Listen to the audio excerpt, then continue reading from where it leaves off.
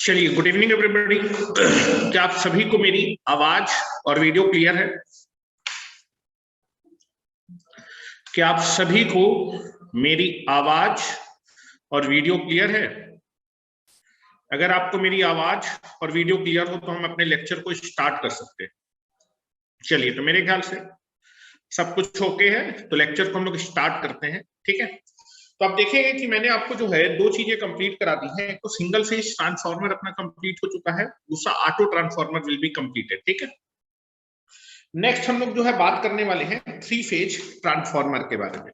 ठीक है, तो थ्री फेज ट्रांसफार्मर में सबसे पहले हम लोग देखने वाले हैं कि कौन कौन से टॉपिक जनरली हम लोग डिस्कशन करेंगे। ठीक है, तो नेक्स्ट हेडिंग डाल लीजिए three phase transformer. Next heading डालें, that is three phase transformer. Three phase transformer.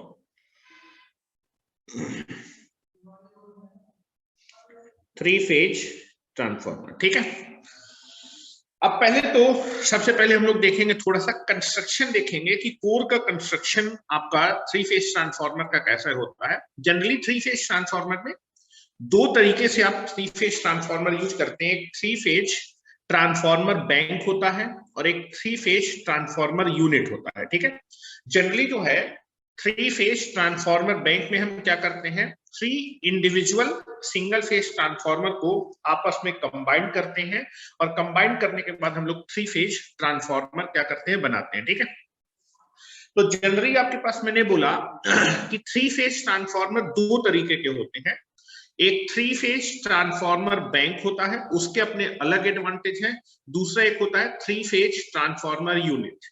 ठीक है, थ्री फेज ट्रांसफार्मर बैंक में हम क्या करते हैं, तीन इंडिविजुअल आप जो है थ्री फेज ट्रांसफार्मर बैंक में हम क्या करते हैं, three individual single phase transformer को आपस में कंबाइन करते हैं और कंबाइन करने के बाद एक थ्री फेज ट्रांसफार्मर बनाते हैं।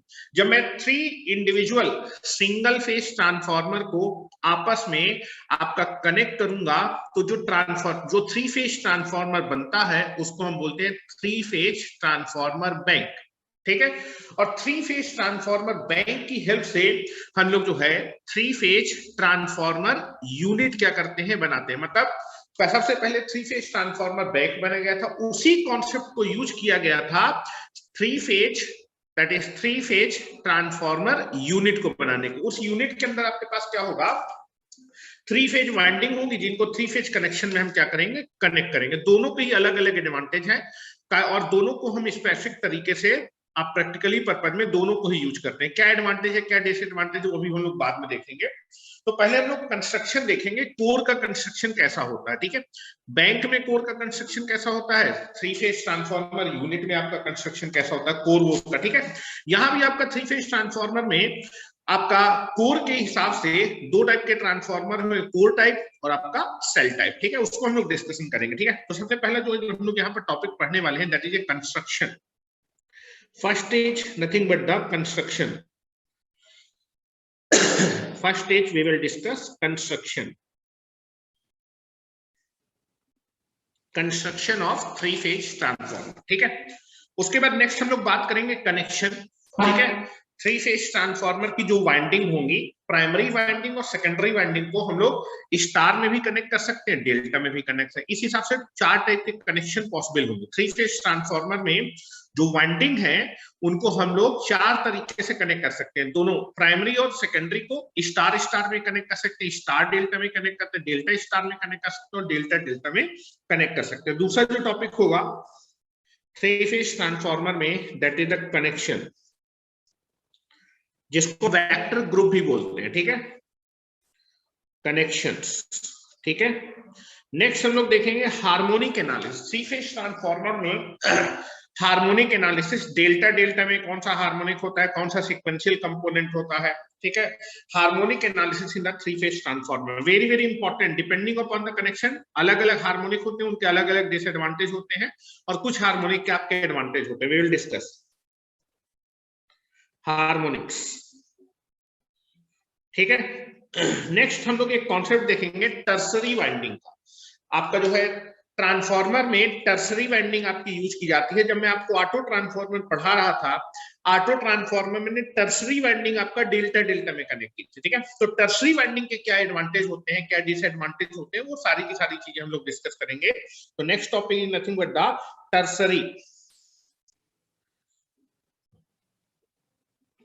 टर्सरी वाइंडिंग, ठीक है। Tertiary winding will be discuss. उसके बाद आप देखेंगे कि आपके पास थ्री फेज ट्रांसफार्मर बैंक होता है, ठीक है। थ्री फेज ट्रांसफार्मर बैंक में मान लीजिए 3 इंडिविजुअल सिंगल फेज ट्रांसफार्मर है, उनको जब आपस में कनेक्ट कर देंगे तो जो आपका थ्री फेज ट्रांसफार्मर बनेगा उसको बोलते हैं थ्री फेज ट्रांसफार्मर बैंक। इसका एक एडवांटेज होता है कि अगर मान लीजिए इन 3 आपका थ्री फेज ट्रांसफार्मर बैंक में एक सिंगल ट्रांसफार्मर फॉल्ट की वजह से डैमेज हो जाता है, फिर सर्विस की वजह से हम उसको कनेक्ट आपका डिस्कनेक्ट कर देते हैं, तब ये जो आपका जो है ये जो थ्री फेज ट्रांसफार्मर बैंक है इसको हम बोलते हैं ओपन डेल्टा या फिर वीवी कनेक्शन। ये आपका 2 ट्रांसफार्मर मिलके आपके थ्री फेज बैलेंस लोड को सप्लाई कर सकता है। लेकिन ये जो आपके पास 2 ट्रांसफार्मर मिलके टोटल लोड को सप्लाई नहीं कर पाएंगे, लेकिन 57.77% लोड को क्या कर सकते हैं, सप्लाई कर सकते हो। तो ये एक एडवांटेज है आपका थ्री फेज ट्रांसफार्मर यूनिट और थ्री फेज ट्रांसफार्मर बैंक में। एक एडवांटेज है कि अगर थ्री फेज ट्रांसफार्मर बैंक में कोई भी वाइंडिंग डैमेज होती है तो पूरी पूरी यूनिट डैमेज हो जाएगी, उससे आप कुछ भी जो है नहीं कर सकते। लेकिन अगर आप three phase transformer bank use कर रहे हैं, उनमें से 3 इंडिविजुअल ट्रांसफार्मर में अगर एक ट्रांसफार्मर आपका क्या हो जाए, डैमेज हो जाए फॉल्ट की वजह से, या फिर आप 3 में से एक इंडिविजुअल ट्रांसफार्मर को आप सर्विस में ले जाते हैं, तो 2 ट्रांसफार्मर की हेल्प से आप अपने थ्री फेज बैलेंस लोड को क्या कर सकते हैं, सप्लाई कर सकते हैं। लेकिन total three phase balance load को सप्लाई नहीं कर पाएंगे, उसका 57.77% लोड को क्या कर सकते हैं, सप्लाई कर सकते हैं without any difficulty. So this is the one big advantage of the three phase transformer bank over the three phase transformer unit, ठीक है। तो that is nothing but the open delta या फिर VV कनेक्शन भी हम लोग three phase transformer में ही पढ़ेंगे। आपका काफी फेमस है, इसको मैं न्यूमेरिकल की हेल्प से भी आपको समझाने की कोशिश करूंगा, ठीक है। तो इसी में हम लोग ओपन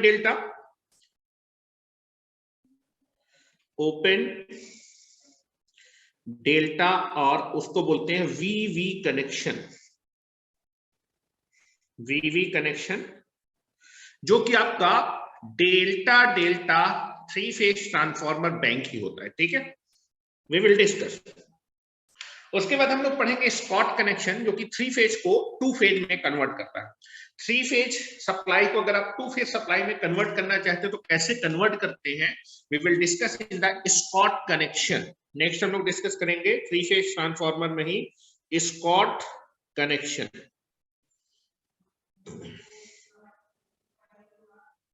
स्कॉट कनेक्शन, ठीक है।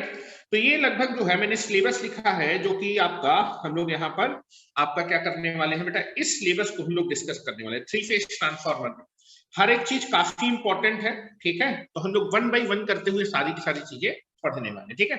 तो पहले तो हमें डिस्कशन करना चाहिए कि थ्री फेज ट्रांसफार्मर का रिक्वायरमेंट क्यों है, क्या जरूरत पड़ी थ्री फेज ट्रांसफार्मर की। तो आप देखेंगे कि जनरली हमारे पास जनरेटिंग स्टेशन से जब आप पावर को जनरेट करते हैं तो जनरेशन आप क्या करते हैं, थ्री फेज सिंक्रोनस जनरेटर करते हैं। जनरेशन हमारा थ्री फेज में होता है, और आप देखेंगे जनरेशन हम 3 फेज से करते हैं लेकिन लो वोल्टेज लेवल में होता है, उसको हम ट्रांसमिट करते हैं। ट्रांसमिट करने के लिए हमें क्या करना पड़ता है, स्टेप अप ट्रांसफार्मर यूज करना पड़ता है। अगर जनरेशन 3 फेज में है तो स्टेप अप करने के लिए भी 3 फेज ट्रांसफार्मर का रिक्वायरमेंट होगा, और स्टेप अप करने के बाद फिर हम क्या करते हैं, अपने पावर को ट्रांसमिट करते हैं। ठीक है, 3 फेज में ही ट्रांसमिट करते हैं। ठीक है, और आप देखेंगे कि डिस्ट्रीब्यूशन तक वोल्टेज लेवल कम होता जाता है, तो धीमे धीमे हम क्या करते हैं, ट्रांसमिशन में वोल्टेज लेवल को कम करते जाते हैं। जब ट्रांसमिशन आप 3 फेज में कर रहे हैं तो स्टेप डाउन करने के लिए भी 3 फेज ट्रांसफार्मर का ही रिक्वायरमेंट होगा। ठीक है, डिस्ट्रीब्यूशन सिस्टम में आप देखेंगे कि आपके घर के बाहर जो ट्रांसफार्मर लगा होता है वहां तक टोटल 3 फेज आपका ट्रांसफार्मर या फिर 3 फेज सप्लाई होती है। ठीक है, आपका जनरेशन 3 फेज में होता है, ट्रांसमिशन 3 फेज में होता है, डिस्ट्रीब्यूशन भी 3 फेज में होता है। लेकिन जो आपके घर के बाहर ट्रांसफार्मर, उसकी प्राइमरी में तो 3 फेज आता है, लेकिन उसकी सेकेंडरी पे आप क्या करते हैं, 3 फेज 4 वायर सिस्टम होता है। 3 फेज 4 वायर सिस्टम होने से आप जो है क्या कर सकते हैं, अगर आपको सिंगल फेज सप्लाई चाहिए तो दैट इज आप सिंगल फेज टू न्यूट्रल के बीच में सप्लाई लेते हैं। अगर आपको 3 फेज सप्लाई चाहिए तो आप लाइन टू लाइन सप्लाई आप लोग क्या करते हैं, वहां पर आपको मिलती है। ठीक है, तो जनरली देखेंगे कि जनरेशन से लेके ट्रांसमिशन और ट्रांसमिशन के बाद डिस्ट्रीब्यूशन तक जितना भी पावर सिस्टम नेटवर्क होता है वो आपका 3 फेज सिस्टम होता है। अगर 3 फेज सिस्टम है तो कई बार आपको वोल्टेज को अप करना पड़ेगा, जनरेटिंग में वोल्टेज को अप करेंगे, उसके बाद वोल्टेज को डाउन करेंगे। तो वोल्टेज को अप डाउन करने के लिए आपको 3 फेज ट्रांसफार्मर का रिक्वायरमेंट होता है। तो that is the need of the 3 phase transformer. तो हमारे डे टू डे लाइफ में मोस्ट ऑफ द देखेंगे कि मोस्ट ऑफ द केसेस में हम जो है 3 फेज ट्रांसफार्मर को ही क्या करते हैं, यूज करते हैं। ठीक है, तो इस चीज को पहले लिखवा देता हूं कि 3 फेज ट्रांसफार्मर का बिल्कुल यहीं से स्टार्ट हुआ है, टाइम से आए जो है। ठीक है, 3 फेज ट्रांसफार्मर की जरूरत क्यों है। ठीक है, तो मैंने बोला कि जितना भी पावर सिस्टम नेटवर्क होता है that is 3 phase, that is generation से लेके डिस्ट्रीब्यूशन तक, ये सारा का सारा 3 फेज नेटवर्क है। 3 फेज नेटवर्क में जनरेशन में स्टेप अप ट्रांसफार्मर होगा, उसके बाद स्टेप डाउन। अब 3 फेज में जनरेशन ट्रांसमिशन डिस्ट्रीब्यूशन हो रहा है तो कई बार आपको वोल्टेज को स्टेप अप करना पड़ेगा, स्टेप अप डाउन करना पड़ेगा। स्टेप अप और स्टेप डाउन करने के लिए आपके पास एक ही डिवाइस है, दैट इज ट्रांसफार्मर। अगर 3 फेज में है तो आपको 3 फेज ट्रांसफार्मर का ही रिक्वायरमेंट होगा। और आप देखेंगे 3 फेज ट्रांसफार्मर में 2 तरीके के होंगे, 3 फेज ट्रांसफार्मर बैंक और 3 फेज ट्रांसफार्मर यूनिट। दोनों में अंतर क्या है, और यूनिट को बनाने के लिए बैंक का कॉन्सेप्ट ही क्या किया जाता है, यूज किया जाता है। ये चीज कोई पढ़ाएगा नहीं। ठीक है, जो चीज मैं आपको बताऊंगा, ठीक है, कि 3 फेज ट्रांसफार्मर बैंक से हमने 3 फेज ट्रांसफार्मर यूनिट को कैसे बनाया, वी विल डिस्कस। ठीक है, अभी तक इलाहाबाद में कोई डिस्कस नहीं करता वो चीजें। ठीक है, जो मैं बताऊंगा। ठीक है, लोग बोलते हैं कि हम 3 फेज पढ़ा रहे हैं, लेकिन कंस्ट्रक्शन जो मैंने आपको पहली हेडिंग लिखाई है कि 3 फेज ट्रांसफार्मर का कंस्ट्रक्शन कैसा होता है, we will not discuss yet. ठीक है, तो लिखे बेटा 3 फेज ट्रांसफार्मर की जरूरत क्या है, देखेंगे द इंटायर इलेक्ट्रिकल एनर्जी, लिखना स्टार्ट करें, the entire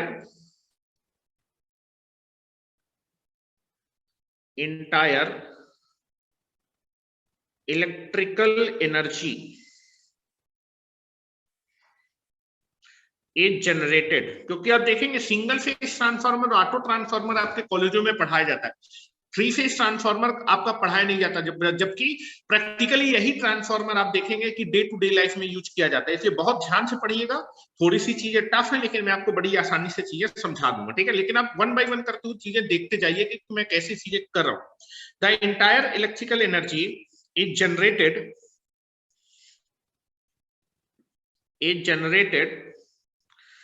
in 3 phase generator, is generated in 3 phase generator या फिर by 3 phase generator. The entire electrical energy generated by 3 phase synchronous generator.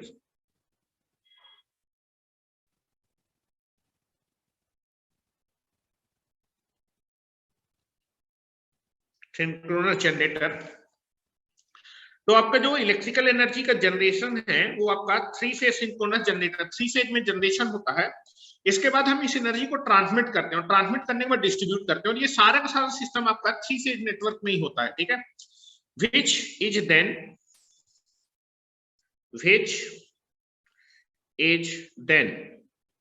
transmitted, which is then transmitted and distributed, transmitted and distributed over, जो ये transmission distribution, generation, transmission और distribution, ये सारा का सारा 3 phase system में होता है, which is then transmitted and distributed over 3 phase circuit, over मतलब ये जनरेशन 3 फेज में, उसके बाद ये जो जनरेशन में एनर्जी जनरेट हुई ट्रांसमिट की जाएगी, डिस्ट्रीब्यूशन होगी, और किस नेटवर्क में, ओवर ए 3 फेज सर्किट, ठीक है, ओवर 3 फेज सर्किट्स। तो यहां से आपको समझ में आया, from generating station to consumer end, आपका जनरेशन होगा लो वोल्टेज में, ट्रांसमिट होगा हाई वोल्टेज पे, फिर उसके बाद स्टेप डाउन होगा। तो जनरेटिंग स्टेशन से कंज्यूमर इन तक आपका जो है जो वोल्टेज है वो राइज होगा, लो होगा, किसकी हेल्प से बेटा, दैट इज, आप देखेंगे आप जो है हाई वोल्टेज पे ट्रांसमिट करते हैं इकोनॉमिकल उससे, फिर आपको स्टेप डाउन करना पड़ता है, स्टेप अप स्टेप डाउन के लिए आपको 3 फेज ट्रांसफार्मर का यूज करना पड़ेगा। फ्रॉम, नेक्स्ट पॉइंट लिखेंगे, from the generating, from the generating station to the consumer's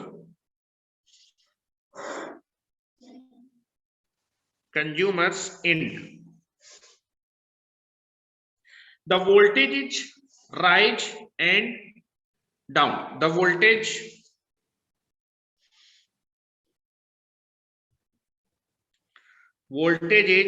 is step up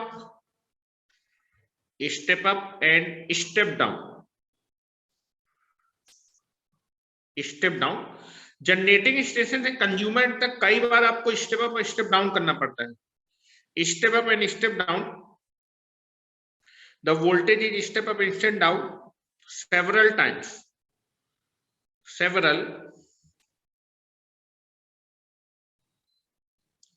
several times for, कई बार, फॉर इकोनॉमिकल रीजन की वजह से कई बार, बेटा यहीं से स्टार्टिंग है, कोई दिक्कत वाली नहीं है, पुष्पा प्रजापति यहीं से स्टार्टिंग है, फॉर इकोनॉमिकल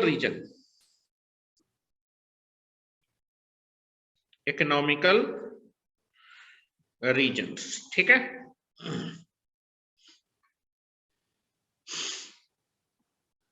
तो आप देखेंगे इकोनॉमिकल रीजन की वजह से जनरेटिंग स्टेशन से कंज्यूमर इन तक कई बार आपको वोल्टेज को स्टेप अप स्टेप डाउन करना पड़ता है, और स्टेप अप स्टेप डाउन करने के लिए आपको 3 फेज ट्रांसफार्मर, क्योंकि जो आपका जो भी इलेक्ट्रिकल एनर्जी जनरेट है वो 3 फेज ट्रांसमिट या फिर डिस्ट्रीब्यूट होगी, वो 3 फेज सर्किट के द्वारा होगी। 3 फेज सर्किट लगे होंगे तो आपको 3 फेज ट्रांसफार्मर का रिक्वायरमेंट होगा। तो लिख रहा हूं, ईच टाइम, सो दैट, यहां पर पॉइंट वाइज लिखते जाए, so that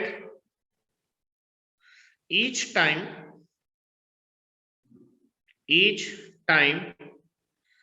the voltage is stepped up or stepped down. A 3-phase transformer, a 3-phase transformer is required. 3-phase transformer is required.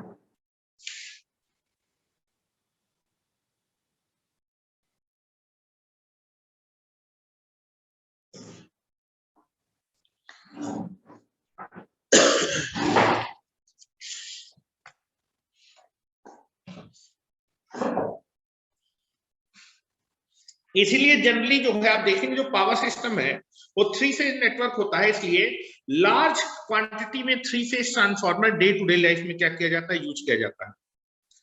Therefore दस जितना भी पावर सिस्टम है उसमें 3 phase transformer मिलेगा। मैं लिख देता हूं, therefore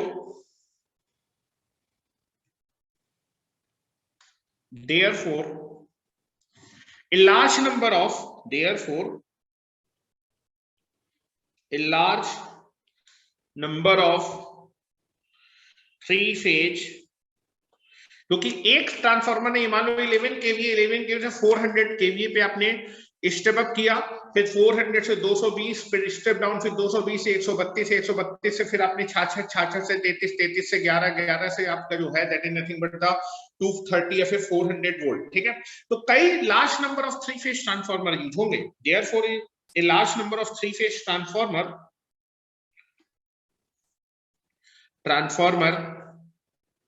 used in three phase power system network।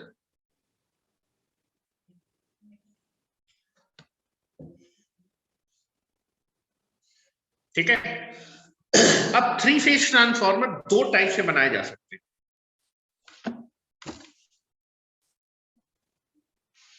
Three phase transformer circuit can be constructed by two ways। मेरे ख्याल से लिख लिया होगा।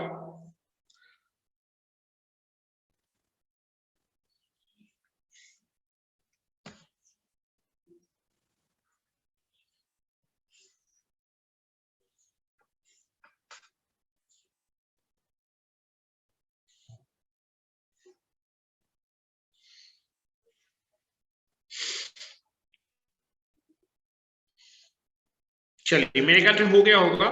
नेक्स्ट हम लोग देखते हैं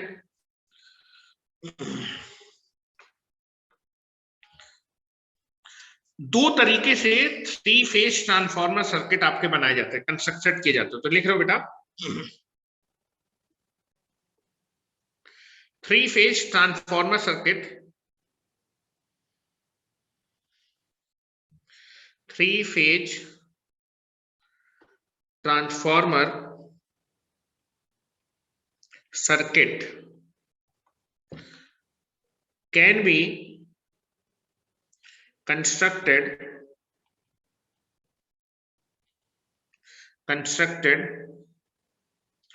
by two manner।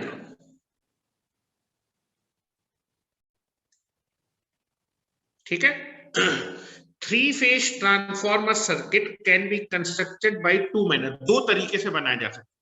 पहला तरीका है कि आप क्या करिए, तीन सिंगल फेज ट्रांसफार्मर लीजिए, उन तीनों सिंगल फेज ट्रांसफार्मर में प्राइमरी को आप जो है अलग कनेक्शन में कनेक्ट करिए, स्टार में कनेक्ट करिए, सेकेंडरी को भी स्टार में कनेक्ट करिए, या फिर प्राइमरी को स्टार में, सेकेंडरी को डेल्टा में, या फिर प्राइमरी को डेल्टा में, सेकेंडरी को स्टार में, या फिर दोनों को डेल्टा में कनेक्ट करके आप थ्री फेज ट्रांसफार्मर क्या कर सकते हैं, बना सकते हैं। तो पहला तरीका है, this is first method, this is three phase transformer can be constructed in two manner, that is first manner लिख रहा हूं, पहला तरीका।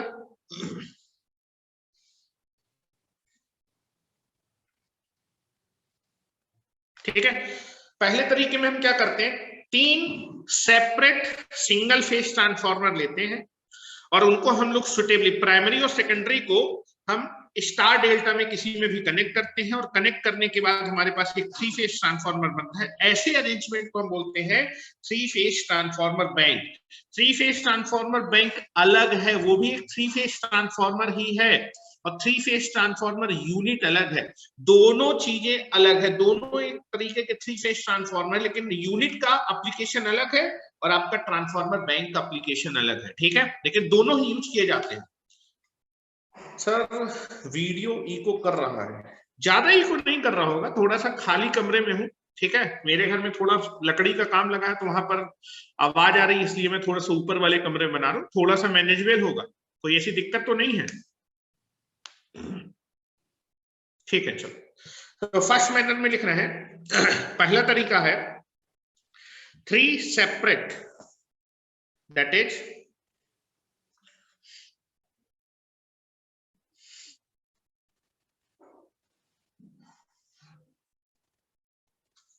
चलो थ्री सेपरेट या फिर इंडिविजुअल, नीचे कर देंगे, अभी रुक जाओ मुझे लिख लेने दो। थ्री सेपरेट और individual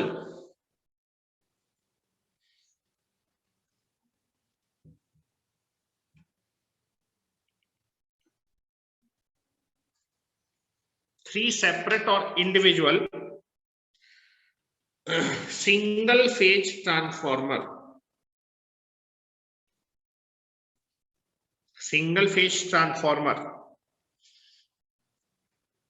are suitably connected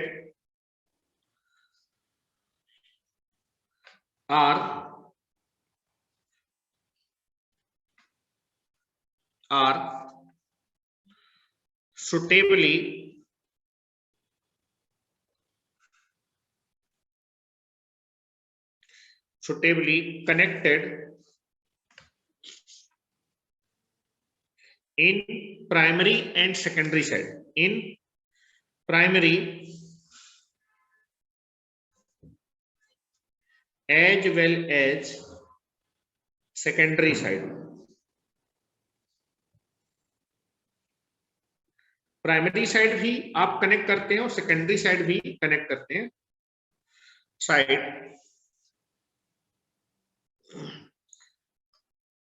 3 separate, 3 individual single phase transformer suitably connected in primary as well as secondary to form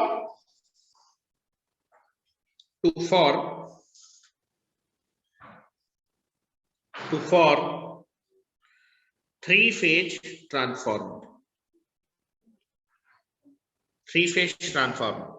इस तरह जब हम जो है क्या करते हैं, 3 इंडिविजुअल सिंगल फेज ट्रांसफार्मर को आपस में कनेक्ट करते हैं, तो ये जो अरेंजमेंट होता है 3 फेज ट्रांसफार्मर की जो अरेंजमेंट होता है, इस अरेंजमेंट को बोलते हैं 3 phase transformer bank, to form 3 phase transformer. ठीक है, तो लिखेंगे such an arrangement is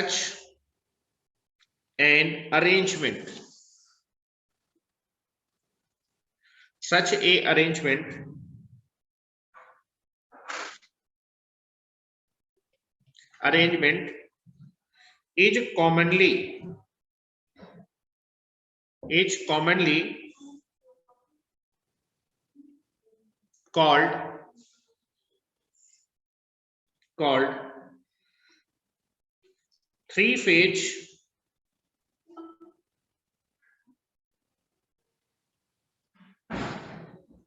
transformer bank.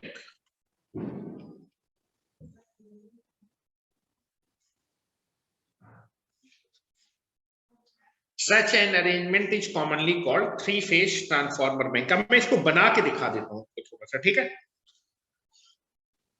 बना के दिखा था, तो उसके बाद 3 फेज ट्रांसफार्मर बैंक से हम लोग ने 3 फेज ट्रांसफार्मर यूनिट बनाएंगे. ठीक है, उसका कॉन्सेप्ट. ठीक है,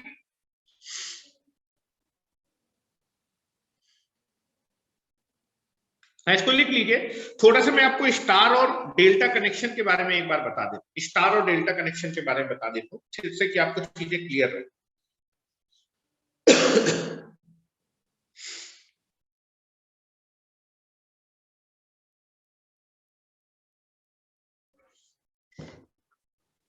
अगर मान लीजिए 3 वाइंडिंग है, 3 वाइंडिंग को आपको स्टार में कनेक्ट करना है या फिर डेल्टा में कनेक्ट करना है, तो कैसे कनेक्ट करते हैं, थोड़ा सा ध्यान से देखिए.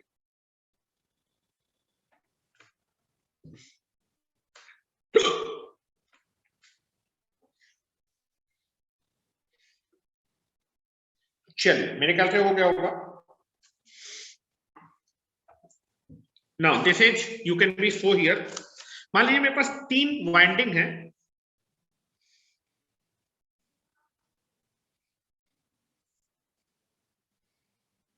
3 वाइंडिंग है.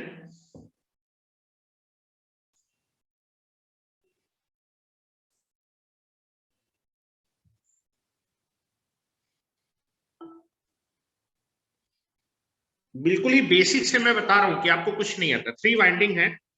ये वाइंडिंग का स्टार्टिंग पॉइंट है, ये आपका फिनिश पॉइंट है. Starting finish, starting finish. Now this is the 3 winding.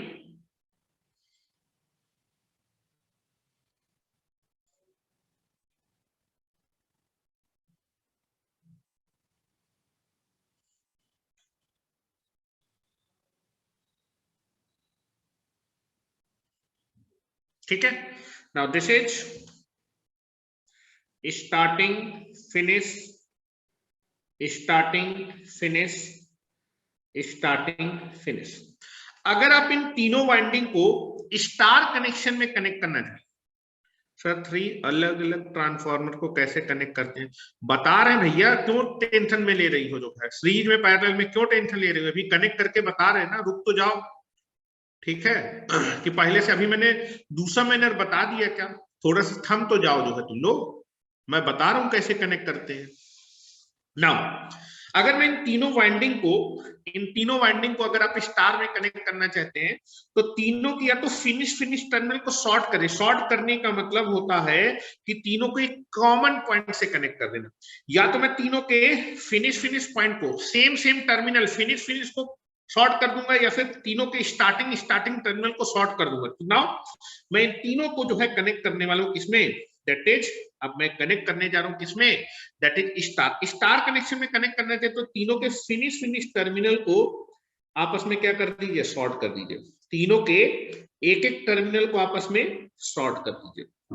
Short करते तीनों का पोटेंशियल सेम हो जाएगा, तो तीनों को हम एक कॉमन पॉइंट से ज्वाइन कर लेंगे। या फिर तीनों के स्टार्टिंग टर्मिनल को आप क्या कर दीजिए? शॉर्ट कर दीजिए।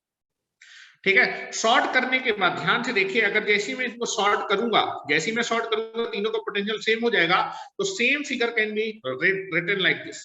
This is nothing but the same figure is like this.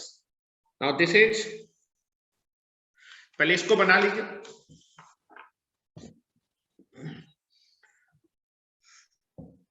Now this is, तीनों के एक एक टर्मिनल को मैंने क्या कर दिया? Same figure is written like this. मैं बना देता हूं। Same figure can be written like this.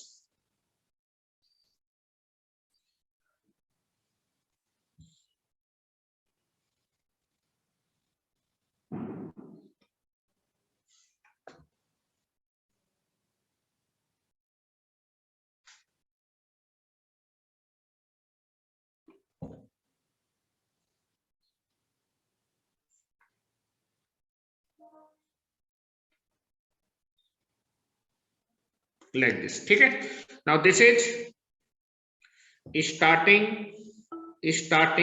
and this is starting, this is finish and this is finish। ठीक है, तीनों के मैंने एक एक टर्मिनल को एक कॉमन पॉइंट से कनेक्ट करने का मतलब that is nothing but the short will be there.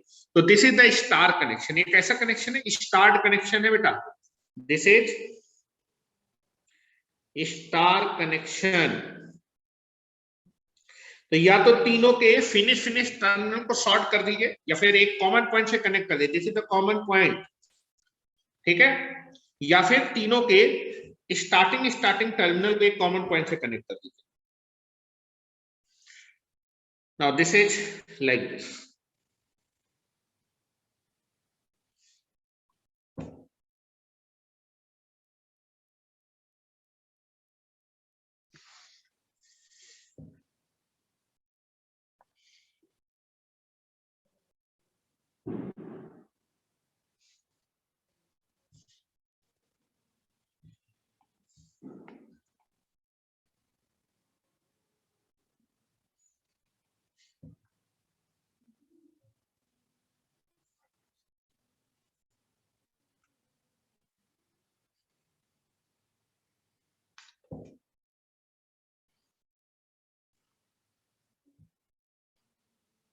ठीक है, now this is nothing but the, this is finish, this is starting finish, starting finish. ठीक है, तीनों के मैंने स्टार्टिंग टर्मिनल को शॉर्ट कर दिया, मतलब सबका पोटेंशियल सेम है, तो एक कॉमन पॉइंट से कनेक्ट कर दिया। This is nothing but the star connection.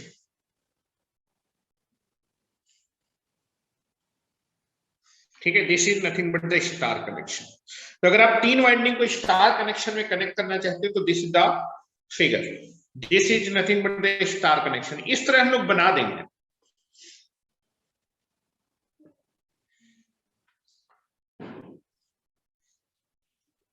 अब डेल्टा में कैसे कनेक्ट करते हैं ये भी मैं आपको बता देता हूं। तीन वाइंडिंग को अगर आप डेल्टा में कनेक्ट करना चाहते हैं तो कैसे कनेक्ट करें, बिल्कुल बेसिक से बता रहा हूं, मैं मान रहा हूं कि कुछ नहीं आता तुम लोगों को, और मेरे ख्याल से वाकई में आता भी नहीं होगा।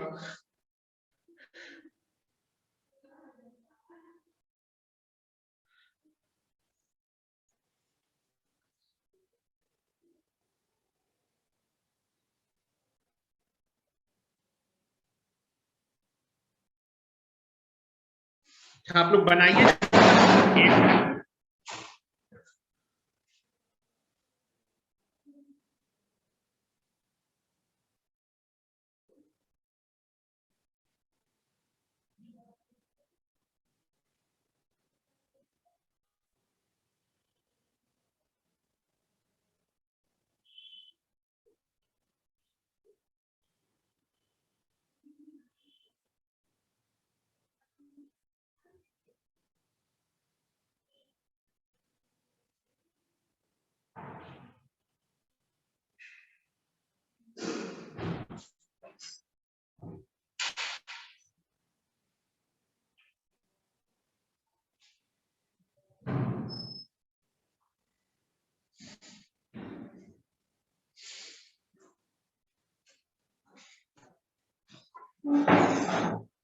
चलिए डेल्टा कनेक्शन भी बता देता हूं।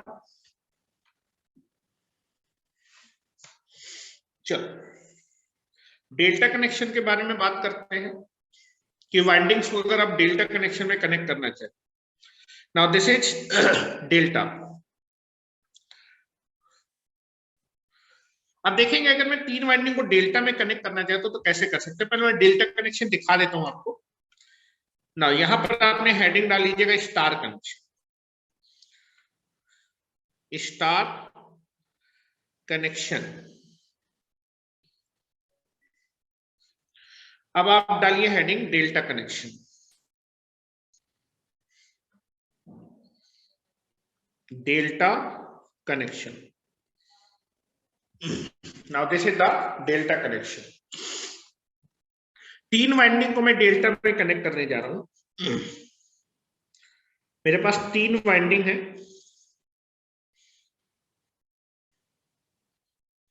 Now this is the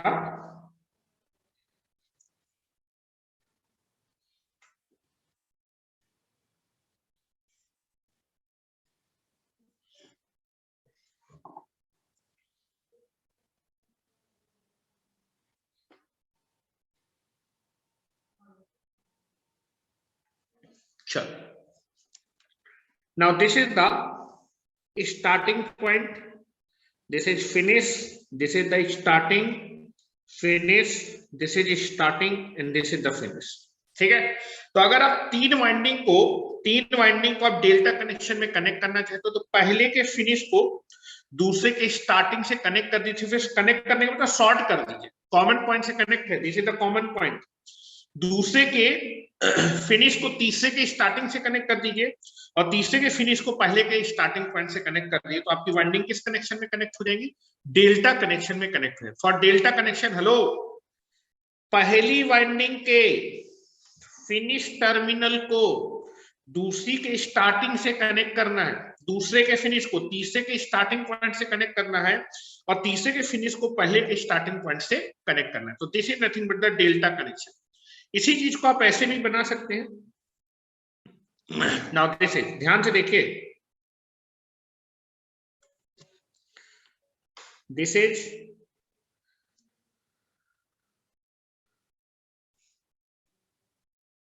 now this is the three winding है और आप इनको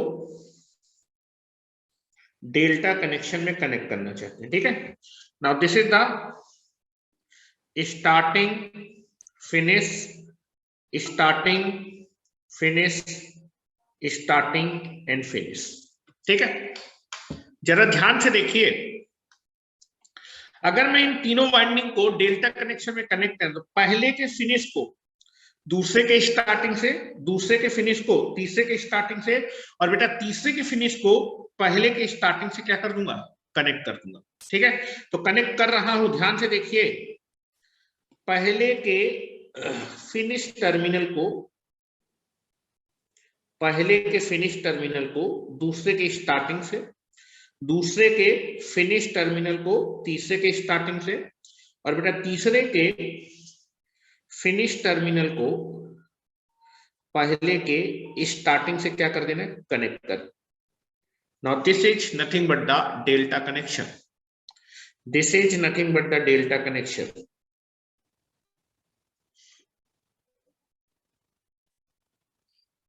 this is nothing but the delta connection. ये आपकी तीनों वाइंडिंग किस में कनेक्ट है, डेल्टा में कनेक्ट है।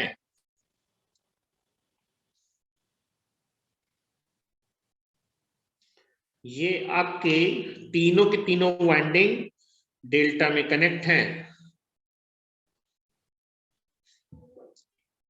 This is starting, now this is finish. Starting, this is finish, now this is starting, this is finish. ठीक है, चलो एक और तरीका बताता हूं। नाउ ये सारे के सारे डेल्टा है। इस तरह का कनेक्शन हम यूज करेंगे जब मैं आपको पढ़ाऊंगा। ठीक है,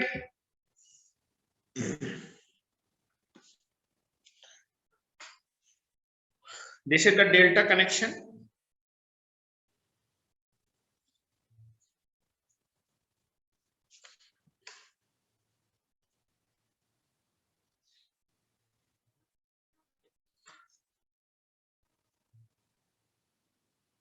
हो गया। चलिए नेक्स्ट आप ऐसे भी बना सकते हैं सेम डेल्टा कनेक्शन को।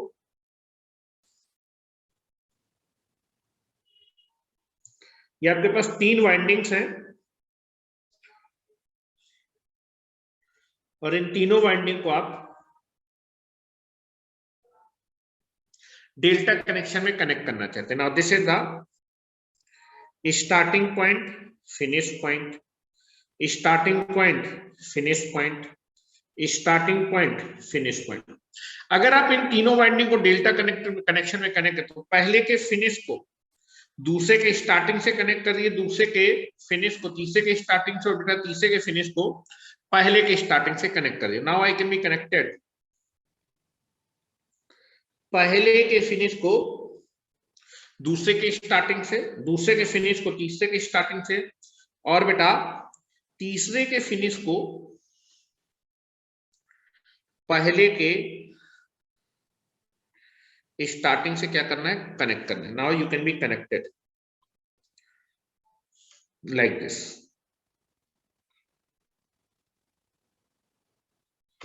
ठीक है, this is nothing but the delta connection. This is also the delta connection. यहां भी वाइंडिंग आपकी किस कनेक्शन में, डेल्टा कनेक्शन में कनेक्ट है।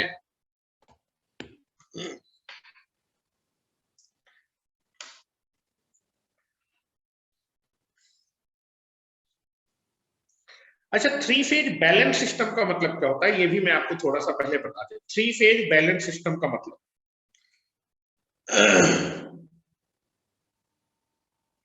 आपसे बोला जाए कि अगर तीन वोल्टेज आपके बैलेंस वोल्टेज है, थ्री फेज बैलेंस वोल्टेज का मतलब क्या है? थ्री फेज बैलेंस वोल्टेज का मतलब थ्री फेज या फिर थ्री वोल्टेज आपके अगर बैलेंस सिस्टम को फॉर्म कर रहे हैं, सब वाइंडिंग में सेम करंट, बिल्कुल यहां आप देखेंगे जो करंट यहां पर, hello, now this is like this. बिल्कुल बिल्कुल बिल्कुल करेक्ट, कोई दिक्कत वाली बात नहीं, बिल्कुल आप सही बोल रहे हैं, सभी वाइंडिंग में सेम करंट।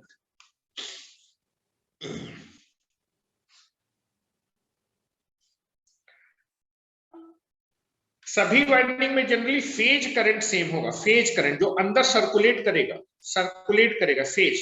लाइन करंट अलग होगा, ये लाइन करंट होगा और ये फेज करंट होगा। Phase current will B same. चलो, थ्री फेज बैलेंस सिस्टम का क्या मतलब होता है उसके बारे में देख लेते हैं। अगर आपसे बोला जाए कि three phase balance voltage will be, ठीक है, तो उसका मतलब क्या होगा कि मतलब तीनों वोल्टेज का मैग्नीट्यूड सेम है और वो आपस में एक दूसरे से 120 डिग्री के फेज डिस्प्लेसमेंट में। ठीक है, चलो थ्री फेज बैलेंस सिस्टम का मतलब क्या होगा? थ्री फेज बैलेंस्ड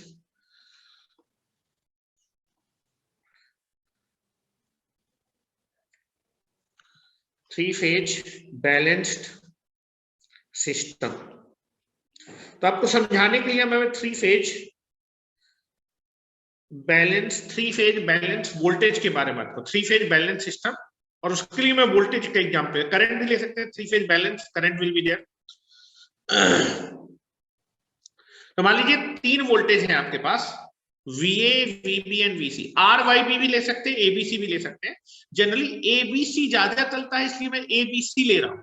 आप RYB ले, A को आप R मान सकते हैं, B को आप Y मान सकते हो, C को आप B मान सकते हैं। ठीक है, उससे कोई लेना देना नहीं है। ठीक है, तो नाउ दैट इज, मान लीजिए आपके पास 3 वोल्टेज है, VA, VB and VB। VA, VB and that is VC। Capital letter use कर लेता हूं। 3 वोल्टेज हैं, VA, VB एंड VC। ठीक है, जनरली जो है A का मतलब आपका R फेज से, आप लोग RYB पढ़ के आते हैं। This is R, this is Y and this is B। Same चीज है। RYB नहीं पढ़ा रहा हूं क्योंकि जनरली आपका जो है RYB यहां यूज नहीं करते, ABC यूज करते हैं। लेकिन आप RYB आ गए तो सेम चीज। बहुत तेज आ रही है वॉइस। ठीक है, चलो कर देते हैं। तो अगर आपसे बोला जाए कि तीनों वोल्टेज आपके बैलेंस सिस्टम को फॉर्म करें, बैलेंस वोल्टेज को फॉर्म करें, तो तीनों का मैग्नीट्यूड क्या होगा बेटा? सेम होगा। तीनों का मैग्नीट्यूड सेम होना चाहिए। और बेटा तीनों एक दूसरे से 120 डिग्री के फेज डिस्प्लेसमेंट में होने चाहिए। ठीक है, जैसे Vm साइन ओमेगा टी ले लिया, इसको ले लिया Vm sine omega T minus 120 degree. Minus का मतलब लैगिंग है। आपका बी फेज का जो वोल्टेज है वो ए फेज से क्या कर रहा है? लैग कर रहा है। कितना लैग कर रहा है? 120 डिग्री लैग कर रहा है। और बेटा फेज सी का जो वोल्टेज है that is Vm sine omega T minus 240 degree. अगर आप किसी भी साइनोसोडल क्वांटिटी को फेजर में लिख सकते हो, तो फेजर में अगर आप लिखना चाहें तो वैसे तो फेजर में लिखने के लिए दिक्कत नहीं है। This is nothing but written as Vm angle 0 degree, this is Vm angle minus 120 degree and this is Vm angle minus 240 degree.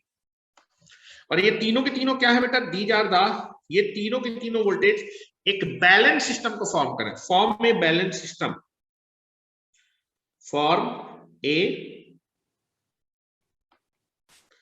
Balanced system. अगर आप इनको फेजर से दिखाना चाहे तो फेजर से कैसे दिखाएंगे? फेज ए का मैग्नीट्यूड m, मैक्सिमम, फेजर की जो लेंथ होती है उसके मैक्सिमम, जो भी उसका मैक्सिमम वैल्यू होती है वो उसके मैग्नीट्यूड को बताती है। तीनों का मैग्नीट्यूड क्या है बेटा? सेम है, लेकिन तीनों एक दूसरे से 120 डिग्री के फेज डिस्प्लेसमेंट में है। ए से बी कितना है? 120, और बी से सी कितना है? 120। ठीक है, this is a balance system. मैं बनाना चाहता हूं फेज ए के वोल्टेज की फेजर को मैं बनाना चाहता हूं। इसका एंगल 0 डिग्री है, perpendicular, that is vertical axis में 0 डिग्री मान रहा हूं।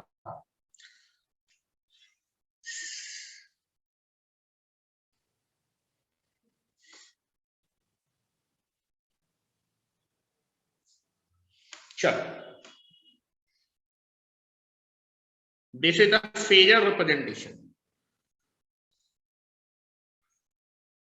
फेजर रिप्रेजेंटेशन, ठीक है, sinusoidal quantity, phasor representation.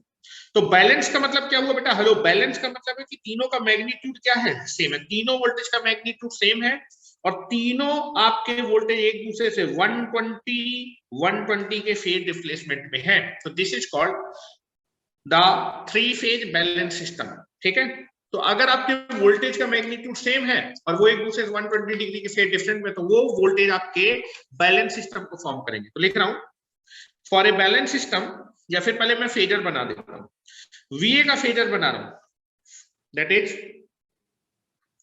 VA का फेजर बन, that is VA is having the magnitude is Vm, angle is 0 degree. तो now this is nothing but the reference, ये 0 डिग्री है। VB क्या है बेटा? VA से 120 डिग्री के फेज डिस्प्लेसमेंट में, लेकिन मैग्नीट्यूड से में, तो जितनी लेंथ ये होगी सेम लेंथ इसकी भी होगी। तो नाउ दिस इज VB जो कि फेज A से 120 डिग्री ए फेज डिस्प्लेसमेंट में है। What is this angle? 120 degree. Lagging है, इसलिए मैंने इसको क्लॉकवाइज बनाया है, लैगिंग। और बेटा VC कितना होगा? VB से 120 डिग्री लैग करेगा। दिस इज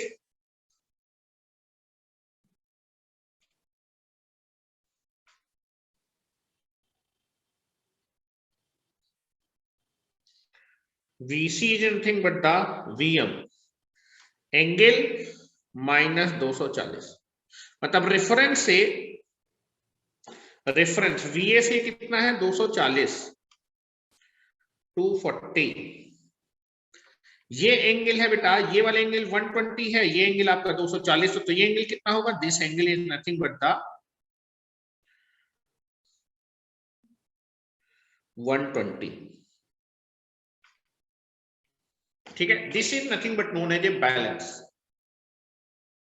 अगर ये एंगल ये पूरा 360 होगा तो ये एंगल भी कितना होगा? 120 डिग्री। तो अगर मैं यहां से लिखना चाहूं, हेलो, इसको अगर मैं यहां से लिखना चाहूं, this is the anti clockwise 120 degree. Hello hello hello, यहां देखो, फेज सी को अगर मैं क्लॉकवाइज मेजर करूंगा तो 240 डिग्री है, क्योंकि क्लॉकवाइज इसलिए निगेटिव है। अगर मैं इसको एंटी क्लॉकवाइज लिखूं तो इसको मैं क्या भी लिख सकता हूं? हेलो, इसको मैं क्या लिख सकता हूं? मैग्नीट्यूड तो इसका VM होगा, लेकिन ये एंटी क्लॉकवाइज पॉजिटिव एंगल हो जाएगा 120। ठीक है,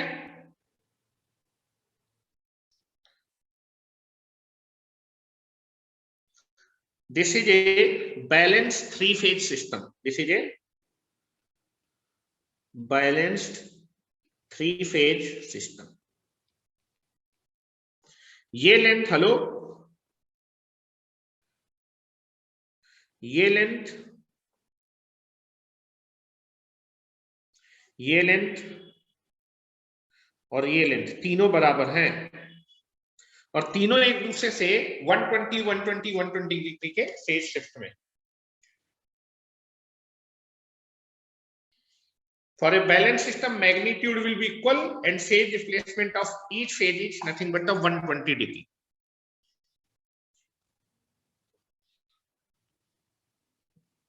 For a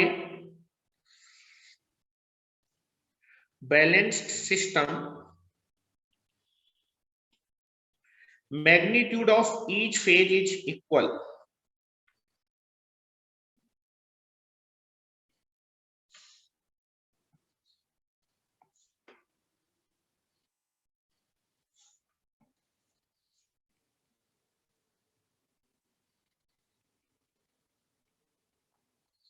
चलो, लिखने की जरूरत नहीं, इतना तो आपको आइडिया होगा।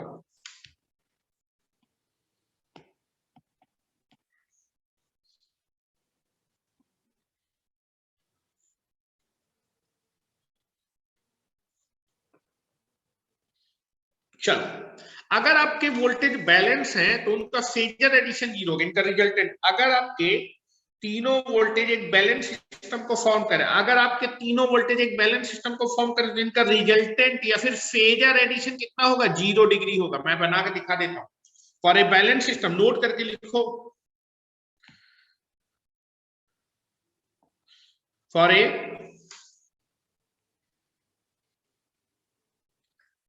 ए balanced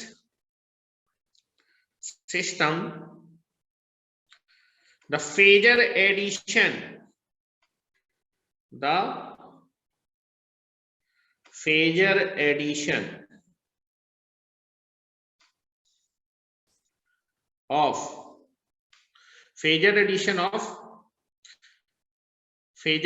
of balanced voltage becomes a phasor addition of 3 balanced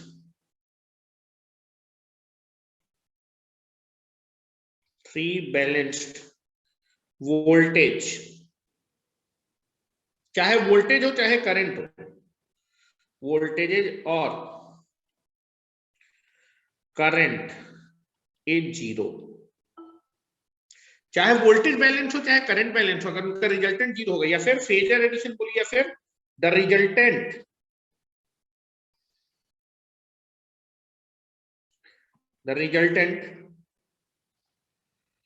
resultant of three balanced voltages or currents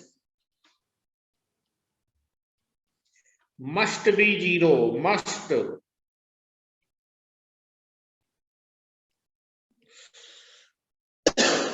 be zero। तो चलो मैं इन तीनों, ये मेरे पास तीन वोल्टेज है, VA, VB, VC, ये बैलेंस है, इनका मैं फेजर एडिशन या फिर रिजल्टेंट निकाल देता हूं। इन तीनों का रिजल्टेंट निकाल रहा हूं, जीरो आना चाहिए, जीरो आएगा भी, देखते जाइए।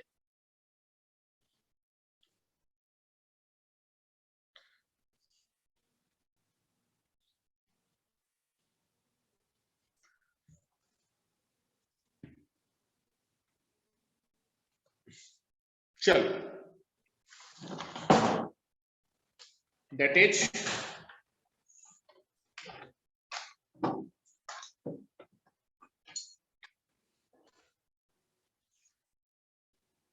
this is VA is VM sin omega t। अगर मैं इसको फेजर में लिखूं तो VM angle 0 degree. This is VB VM sin omega t, या फिर this is VM angle, this is 120 degree phase shift, VM angle minus 120 degree, and this is VC, this is VM sin omega t minus 240 degree, this is VM minus 240 degree. ठीक है, ये आपको simplicity के लिए एक चीज और बता देता हूं, इस चीज को आप ये भी लिख सकते हैं, हेलो, इस चीज को आप ऐसे भी लिख सकते हैं, सेम VC को आप ऐसे भी लिख सकते हैं। ध्यान से देखिए, बोर्ड पे hello, VC, hello, VC reference से क्लॉकवाइज डायरेक्शन में कितना एंगल बना, 240। ये एंगल कितना होगा बेटा, what is this angle? Anti clockwise direction में ये एंगल कितना होगा, ये 240 डिग्री होगा। तो VC को आप क्या भी लिख सकते हैं, अगर क्लॉकवाइज देखेंगे तो 240 है, दैट इज क्लॉकवाइज मतलब निगेटिव। लेकिन अगर मैं इसको एंटी क्लॉकवाइज देखूंगा तो मैं इसको ये भी लिख सकता हूं, हेलो, VC मैग्नीट्यूड, इसकी लेंथ कितनी है बेटा, इसकी लेंथ है VM, और एक क्लॉकवाइज डायरेक्शन में कितना एंगल बना रहा है, प्लस 240। कितना, प्लस 240। ये लिखो या फिर ये लिखो, बात क्या है, सेम है, उससे कोई अंतर नहीं आने वाला है। ठीक है, समझ रहे हो ना? एंटी क्लॉकवाइज डायरेक्शन में 240 है, क्लॉकवाइज में 240, एंटी क्लॉकवाइज डायरेक्शन में 120 है, बात एक ही है। तो ये लिख के यूज करो, चाहे ये लिख के, बात एक ही है। तो पावर सिस्टम में कई बार मैं यहाँ माइनस 240 लिख के प्लस 120 लिख दूंगा, कोई दिक्कत नहीं है उससे। ठीक है, चलो अब मुझे इनका फेजर एडिशन निकालना है। इसको आप ये भी लिख सकते हैं, VM sine omega t plus 120।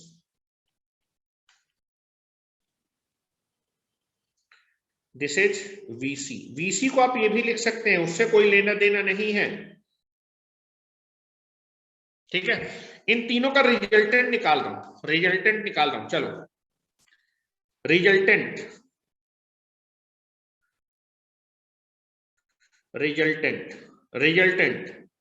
VA, VB और VC का रिजल्टेंट कितना है? VA की वैल्यू कितनी है, VM एंगल 0 डिग्री। VB कितना है, VM माइनस 240 डिग्री। और VC कितना है, VM एंगल माइनस 240, उससे कोई लेना देना नहीं।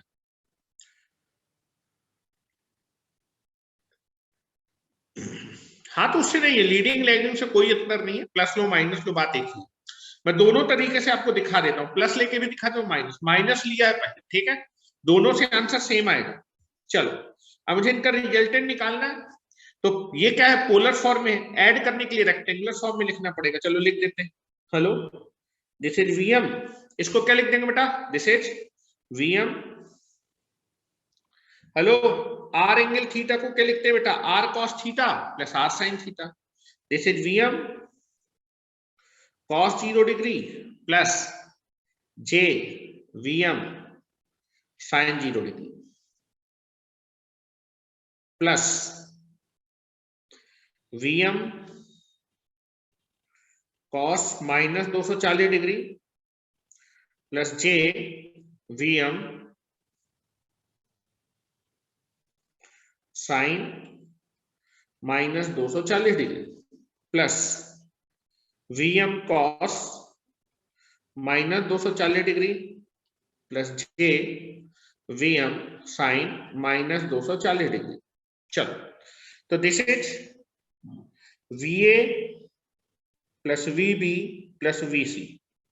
Now this is written as, यहां पर देखिए ये तो बेटा 0, ये 1 हो जाएगा, ये 0 हो जाएगा। नाउ दिस इज साइन 0 0 हो जाएगा, कॉस 0 कितना हो जाएगा 1। तो this is VM into 1 plus J VM into 0 plus, now this is written as cos minus theta cos theta हो जाएगा, कोई दिक्कत नहीं, और sin माइनस थीटा माइनस हो जाएगा। Now this is written as VM cos 120 degree minus J VM sin 120 degree.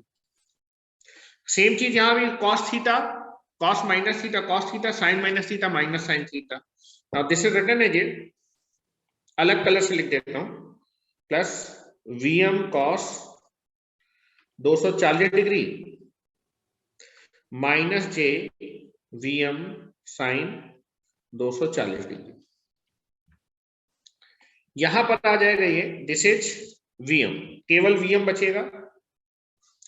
यहां पर आपका आ जाएगा, this is written as VM cos 120 degree minus J VM sin 120 degree plus, hello, इसको क्या लिख सकते हैं, ध्यान से देखो, इसको लिख सकते हैं 360 माइनस 120, इसको 360 माइनस 120, 360 में 120 चला जाएगा, 240 240, इसको लिख रहा हूं बेटा, this is VM cos 360 minus 120 degree minus J VM sin 360 minus 160 degree. ये बताओ cos 360 degree minus theta, hello, cos 360 minus theta क्या होता है बेटा, cos माइनस थीटा, और sin 360 माइनस थीटा कितना हो जाएगा बेटा, sin माइनस थीटा। यही होगा ना, पढ़े हो कि नहीं पढ़े हो, हेलो, नहीं पढ़े हो, चलो बताओ क्या होता है बेटा, फार्मूला बताओ जरा मुझे, आपने पढ़ा होगा। Sine 360 degree minus theta is equal to कितना होता है, कितना होता है बताओ,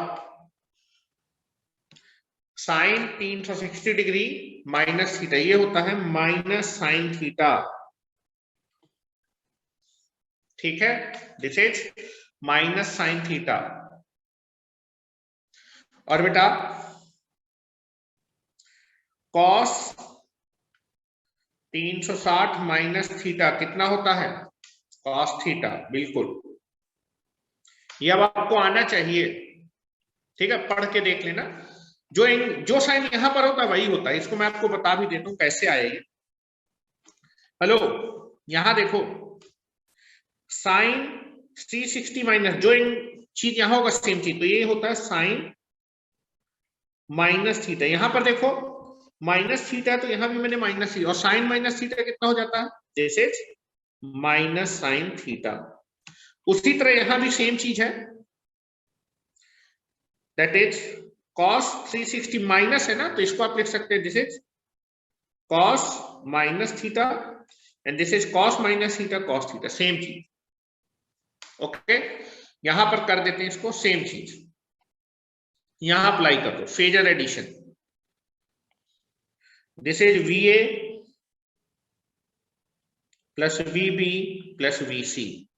now this is nothing but written as V1 that is VM plus Vm cos 120 degree minus J Vm sin 120 degree. Now this is, यहां पर आप देखेंगे this is cos 360 minus theta, cos 360 minus theta, cos theta, this is cos theta, sin 360 minus theta, this is nothing but the minus sin theta, so this is written as Vm, this is cos theta, ठीक है, this is minus j Vm, ध्यान से देखिएगा, this is minus sin theta, this is minus sin theta. Now this is Vm plus Vm cos 120 degree minus j Vm sin 120 degree plus this is Vm cos 120 degree, और बेटा ये minus minus क्या हो जाएगा, plus हो जाएगा। Now this is plus j Vm sin 120 degree। अब आपको दिख रहा होगा ये और बेटा ये कट जाएंगे, this will be cancel out। Now this is Vm और ये हो जाएगा 2Vm cos 120 डिग्री, और बेटा cos 120 डिग्री की वैल्यू तुम्हें मालूम है कितनी होती है, ये होती है -1/2, 2 से 2 कट जाएगा। Now this is Vm and this is minus Vm, this is equal to 0। तो रिजल्टेंट, अगर आपके पास 3 फेज बैलेंस सिस्टम है तो उनका रिजल्टेंट क्या होगा बेटा, 0 होगा। 3 फेज बैलेंस सिस्टम का रिजल्टेंट हमेशा 0 होता है, ये चीज ध्यान रखिएगा। इस रिजल्ट को मैं डायरेक्ट यूज करूंगा आगे चल के, direct VA plus VB plus VC अगर 3 फेज बैलेंस सिस्टम को फॉर्म कर रहे हो तो उनका रिजल्टेंट या फिर उनका फेजर एडिशन 0 होगा।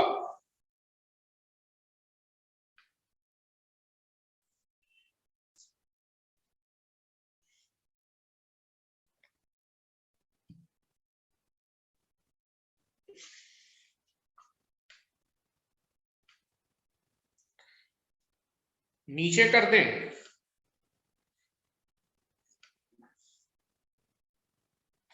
लो लिखो जल्दी से।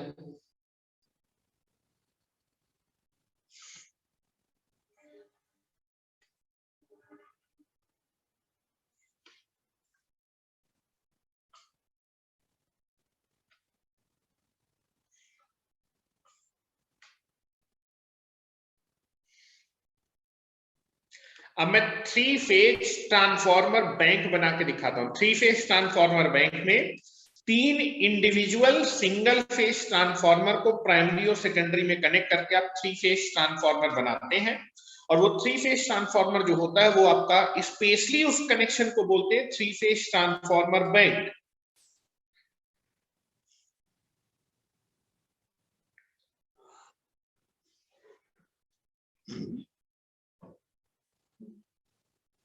हो गया, चलिए हो गया, थोड़ा और नीचे कर दें। कहां हो भाई तुम?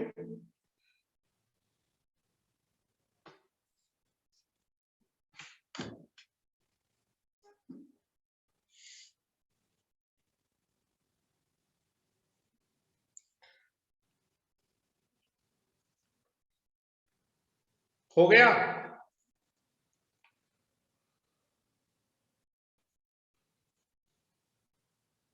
चलो नेक्स्ट हेडिंग डाल लीजिए, 3 phase transformer bank.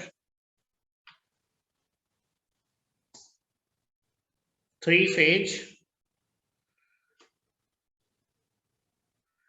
Transformer bank, ठीक है।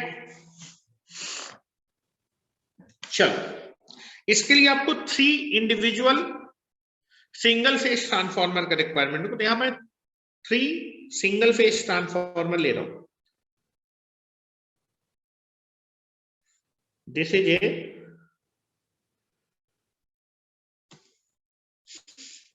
Core of the first single phase transformer, इस ट्रांसफॉर्मर का नाम मैं दे रहा हूं A, this is transformer A. दूसरा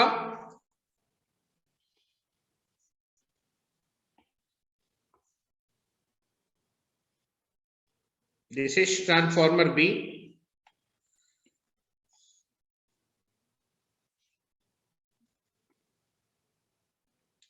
this is the transformer C. यहां पर मैंने 3 इंडिविजुअल ट्रांसफॉर्मर्स ले ली, ठीक है, these are the 3 individual transformer, ठीक है।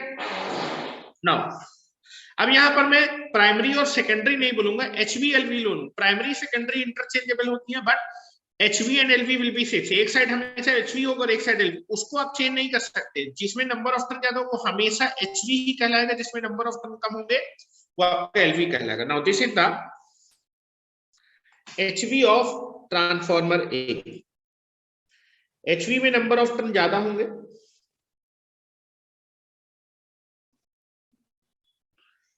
This is the HV of transformer A.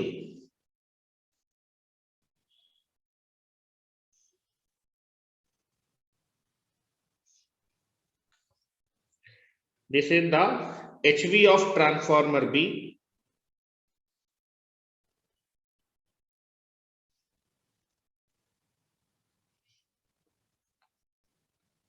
This is the HV of transformer C. ठीक है, चलिए नाउ सेकेंडरी बना देता हूं। This is secondary. सेकेंडरी थोड़ी थिक होगी बिकॉज वोल्टेज कम तो करंट ज्यादा, तो थिक होने वाली है थोड़ी सी, और इसमें नंबर ऑफ टर्न कम होंगे। This is 1 2 and this is 3। Thick बनाई है मैंने थोड़ा सा थिक, इसमें नंबर ऑफ टर्न ज्यादा है, इसमें नंबर ऑफ टर्न कम है, ठीक है।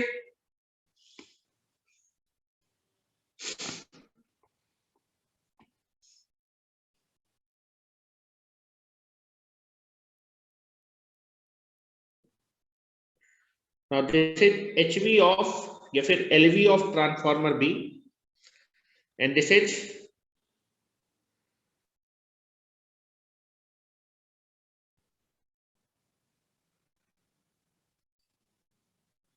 LV of transformer C।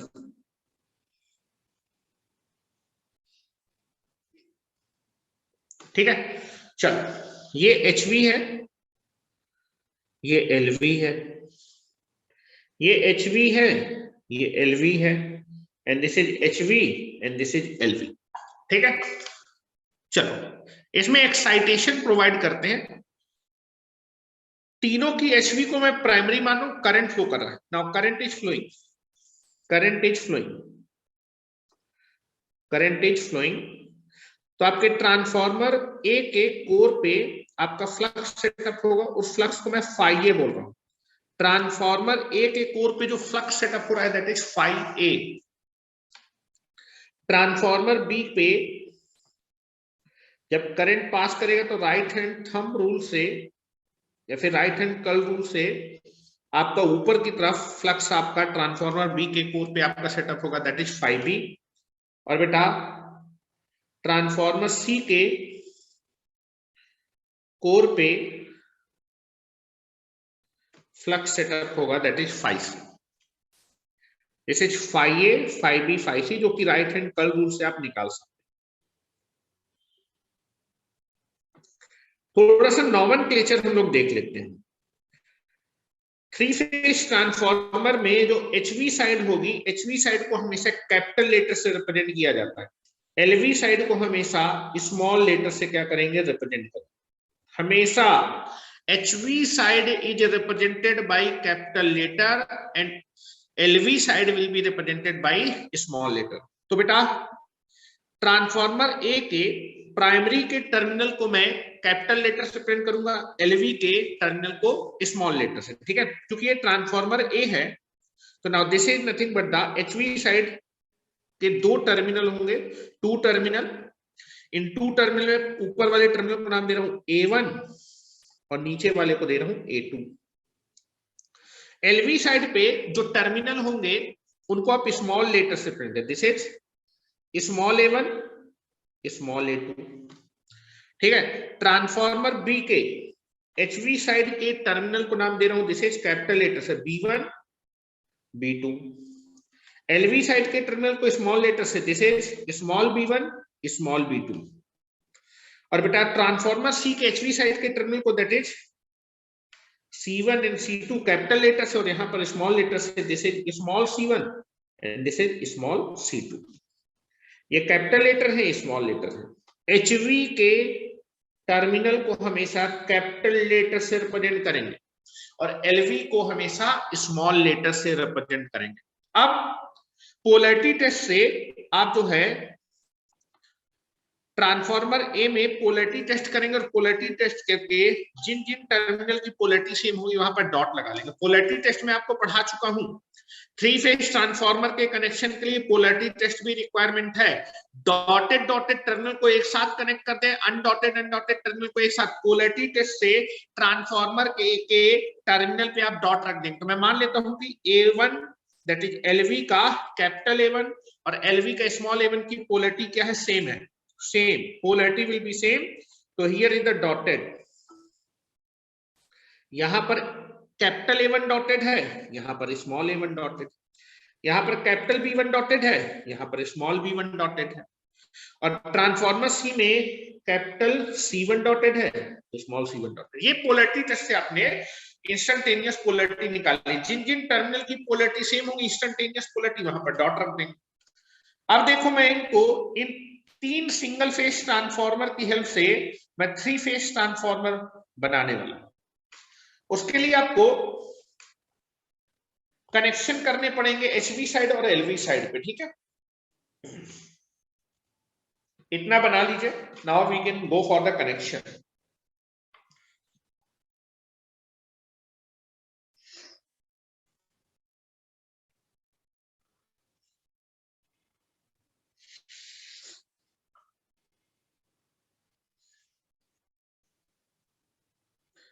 अब देखो तीनों इंडिविजुअल ट्रांसफार्मर के HV साइड को आप स्टार में भी कनेक्ट कर सकते हैं, डेल्टा में भी कनेक्ट कर सकते हैं, और LV साइड को भी आप स्टार में भी कनेक्ट कर सकते हैं, डेल्टा में। तो फॉर एग्जांपल मैं आपके तीनों ट्रांसफार्मर के HV को स्टार में कनेक्ट कर रहा हूं और बेटा LV को भी स्टार में कनेक्ट कर रहा हूं। आप स्टार डेल्टा में भी कनेक्ट कर सकते हैं, डेल्टा स्टार में भी कनेक्ट, डेल्टा डेल्टा में भी कनेक्ट करें, लेकिन मैं आपको एक समझा रहा हूं तरीका। उसके बाद हम कनेक्शन देखेंगे डिफरेंट डिफरेंट कैसे कनेक्शन होते हैं, लेकिन फॉर एग्जांपल मैं आपको बता रहा हूं, ठीक है। तो नाउ अब मैं जो है इन तीनों सिंगल फेज ट्रांसफार्मर को HV को कनेक्ट कर रहा हूं और LV को कनेक्ट कर रहा हूं, ठीक है। तो आप देखेंगे, ध्यान से देखिएगा, dotted dot that is undotted undotted terminal को ज्वाइन करिए, फिर डॉटेड डॉटेड को ज्वाइन करिए। जनरली अनडॉटेड को ज्वाइन किया जाता है। तो ट्रांसफार्मर ए से ध्यान से देखिए, LV साइड HV साइड देखिएगा, ट्रांसफार्मर ए में इस वाले टर्मिनल को बाहर ले रहा हूं, ट्रांसफार्मर बी में कैपिटल B1 वाले को बाहर ले रहा हूं, ट्रांसफार्मर सी में कैपिटल C1 वाले को बाहर ले रहा हूं। हेलो, इन दोनों टर्मिनल दैट इज ट्रांसफार्मर ए में मैंने इस टर्मिनल को बाहर की तरफ दिखाया, बाहर की तरफ लिया, ट्रांसफार्मर बी में इस टर्मिनल को बाहर की तरफ लिया और ट्रांसफार्मर सी में इस टर्मिनल को बाहर की तरफ लिया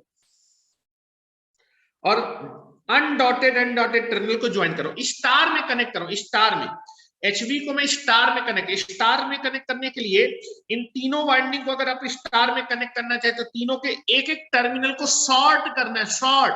तो तीनों के अनडॉटेड टर्मिनल को शॉर्ट कर रहा हूं, या तो तीनों के डॉटेड टर्मिनल को शॉर्ट करिए फिर अनडॉटेड। किनको मैं शॉर्ट कर रहा हूं, डॉटेड टर्मिनल को मैंने बाहर निकाला है 3 फेज के लिए और बेटा अनडॉटेड टर्मिनल को शॉर्ट कर रहा हूं। ध्यान से देखिए, now they are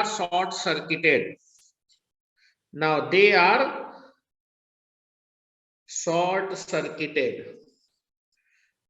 dotted undotted terminal को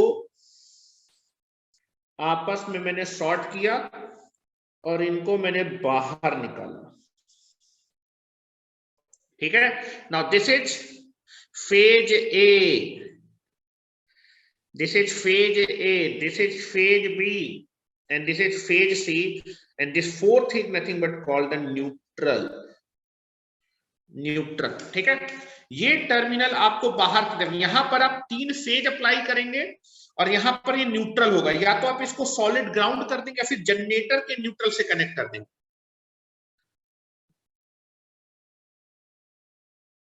नहीं, जरूरी नहीं है बेटा, मैं भी बता रहा हूं। या तो 3 अलग अलग ट्रांसफार्मर को जोड़ो या फिर आप एक अलग से यूनिट बना सकते हैं। डायरेक्ट एक बड़ा सा ट्रांसफार्मर भी बना सकते हैं, ठीक है। मैं उसके बारे में बता रहा हूं, उसमें वाइंडिंग्स अंदर की साइड कनेक्ट होंगी, ठीक है। नाउ तीनों के मैंने अनडॉटेड टर्मिनल को शॉर्ट किया और उसको बाहर की तरफ निकाला। Now this is the neutral. यहां भी देखो बेटा, तो ये आप देखेंगे तीनों के मैंने एचवी को स्टार में कनेक्ट किया, तीनों के एलवी को भी मैं स्टार में कनेक्ट करूं। नाउ एक एक टर्मिनल बाहर की तरफ निकालो, एक एक टर्मिनल बाहर की तरफ निकालो। तो बेटा इसमें मैंने स्मॉल a1 बाहर निकाला, बी वाले में स्मॉल b1 बाहर निकाला और C1 ट्रांसफार्मर में स्मॉल c1 बाहर निकाला। और तीनों ट्रांसफार्मर के अनडॉटेड टर्मिनल को मैंने क्या किया, शॉर्ट किया है। क्या किया, शॉर्ट किया है, sorted. This is sorted.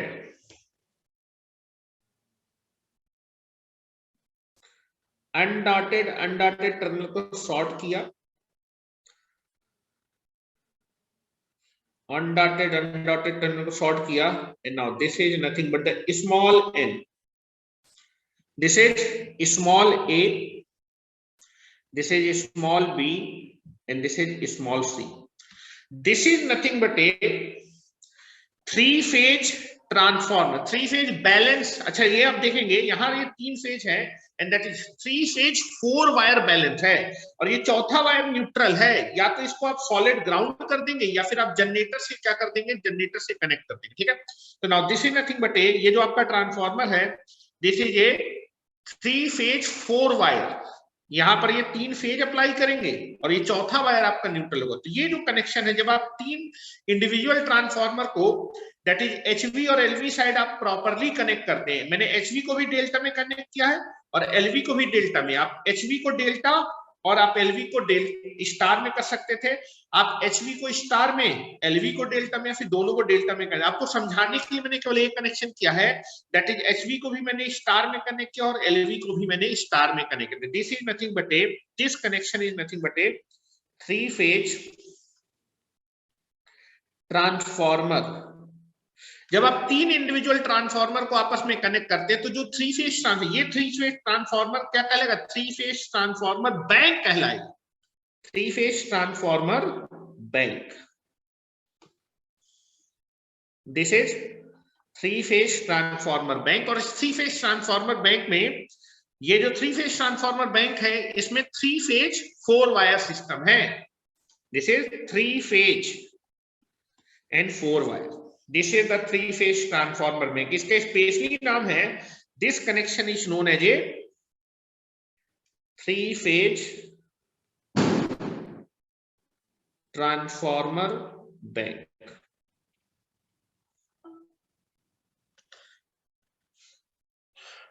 This is 3-phase transformer bank. एक होता है 3-phase ट्रांसफार्मर यूनिट।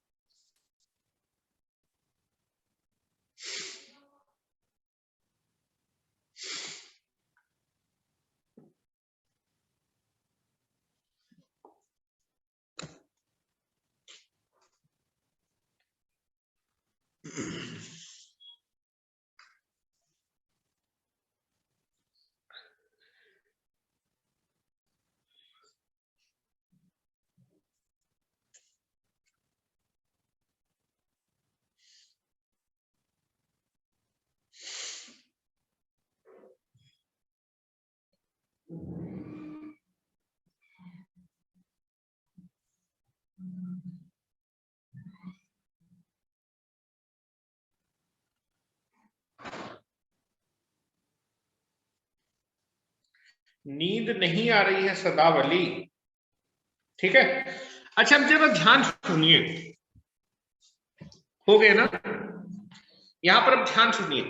आप देखेंगे 3-phase ट्रांसफार्मर बैंक में, 3-phase ट्रांसफार्मर बैंक में यहां पर एक सिंगल फेज ट्रांसफार्मर होगा, यहां पर एक सिंगल फेज ट्रांसफार्मर होगा, यहां पर एक सिंगल फेज ट्रांसफार्मर, तो इसका टैंक अलग होगा, इसको ऑयल अलग होगा, इसकी ऑक्सिलरी अलग होगी। मतलब इस सिंगल स्ट्रक्चर के अंदर एक सिंगल फेज ट्रांसफार्मर, इस सिंगल स्ट्रक्चर के अंदर एक सिंगल फेज ट्रांसफार्मर, इस सिंगल स्ट्रक्चर के अंदर एक सिंगल फेज ट्रांसफार्मर। दूसरा एक होता है, नहीं, दोनों को आप न्यूट्रल से, एक साइड जनरेटर होगा, एक साइड कुछ आपका सिस्टम होगा, वहां से कनेक्ट करेंगे। जैसे मान लो ये प्राइमरी है, ये सेकेंडरी है, इस साइड आपने जनरेटर लगा दिया, इस साइड आपने न्यूट्रल, सिंगल फेज, और ग्राउंड के बीच में आपने सिंगल फेज कनेक्शन ले लिया। ठीक है, चलो। अब एक मैंने बताया था कि दो तरीके से कनेक्ट कर सकते हैं। पहला कनेक्शन था, दैट इज फर्स्ट मैनर था, थ्री सेपरेट इंडिविजुअल, हेलो, तीन इंडिविजुअल सिंगल फेज ट्रांसफार्मर को आप क्या करते हैं, जब कनेक्ट करते हैं तो जो थ्री फेज ट्रांसफार्मर बनता है उसको बोलते हैं थ्री फेज ट्रांसफार्मर बैंक। दूसरा मैनर होता है सेकेंड मैनर, सेकेंड मैनर लिखें, सेकेंड मैनर,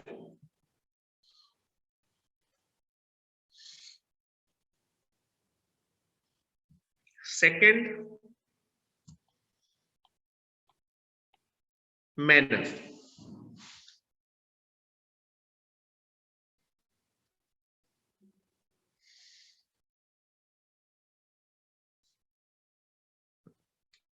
सेकेंड मैनर में क्या होता है, एक सिंगल स्ट्रक्चर होता है, एक सिंगल स्ट्रक्चर होता है, उस सिंगल स्ट्रक्चर में ही हम तीनों फेज की वाइंडिंग को आपस में क्या करते हैं, कंबाइन करते हैं। जब एक सिंगल स्ट्रक्चर, हेलो, यहां पर स्ट्रक्चर सिंगल नहीं, ये स्ट्रक्चर अलग होगा, ये स्ट्रक्चर अलग होगा, और ये स्ट्रक्चर अलग हो, इनको आपने बाहर से क्या किया है, कनेक्ट किया है। हेलो, इन तीनों ट्रांसफार्मर को एक्सटर्नली कनेक्ट किया है थ्री फेज ट्रांसफार्मर में, hello, externally.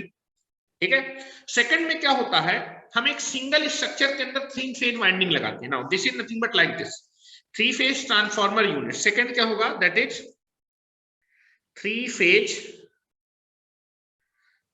Transformer unit, unit मतलब एक सिंगल स्ट्रक्चर होगा, थ्री फेज ट्रांसफार्मर यूनिट। दो टाइप के थ्री फेज ट्रांसफार्मर, एक थ्री फेज ट्रांसफार्मर यूनिट होगी और एक थ्री फेज ट्रांसफार्मर बैंक। दोनों के अलग एप्लीकेशन है, दोनों के अपने अलग एडवांटेज है, दोनों के अपने अलग डिसएडवांटेज है, और दोनों फ्रिक्वेंटली यूज होते हैं। अर्बन एरियाज में आपका थ्री फेज ट्रांसफार्मर यूनिट, मतलब शहरों में जो आप देखते हैं, ये देखते हो। बाहर अगर दूर दराज के एरिया में देखेंगे तो three phase transformer bank use किया जाता है, अपने ही एडवांटेज है, we will discuss, no problem. ठीक है, तो थ्री फेज ट्रांसफार्मर यूनिट में क्या होता है, एक सिंगल स्ट्रक्चर होता है, हेलो, एक सिंगल स्ट्रक्चर मतलब एक सिंगल कोर होता है, हेलो, यहां पर तीन सिंगल फेज के अलग अलग कोर है, वहां पर एक सिंगल कोर होगा, हेलो, वहां पर एक सिंगल कोर होगा।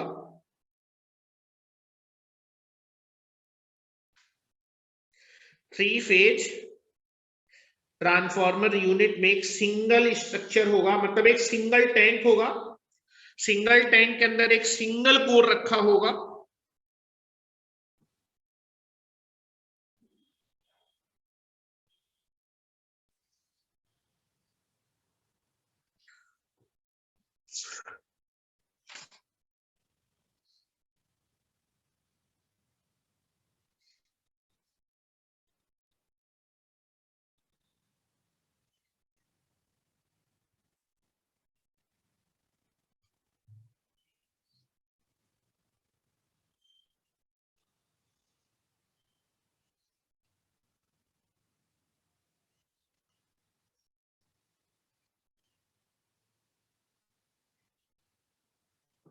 ठीक है, this is a single core. इस सिंगल कोर में फेज ए की वाइंडिंग लगती होगी, इस लिम्ब में दूसरे फेज की, और इस लिम्ब में तीसरे फेज की। Now this is nothing, HV और एमवी दोनों लपटी होंगी। Now this is phase A की एचवी है, चार टर्न थे, ये एचवी हो गई, और बेटा ये एलवी हो गई।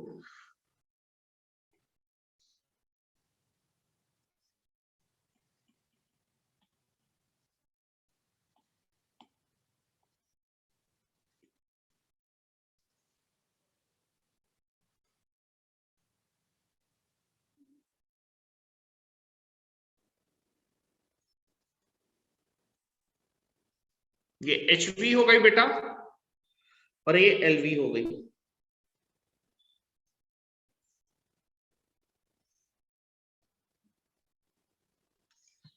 नाउ दिस इज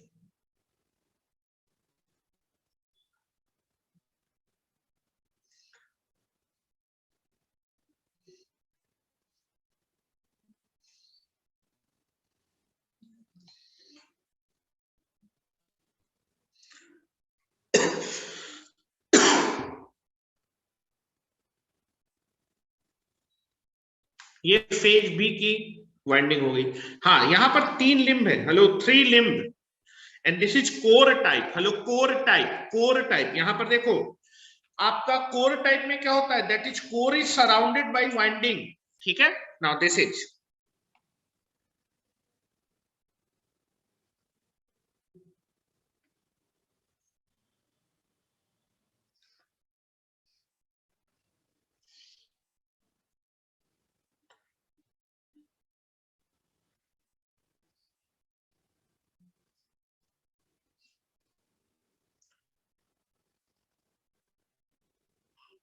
ठीक है। Now this is phase A, this is phase A, not a transformer A, this is called phase A. 3 phase होते हैं।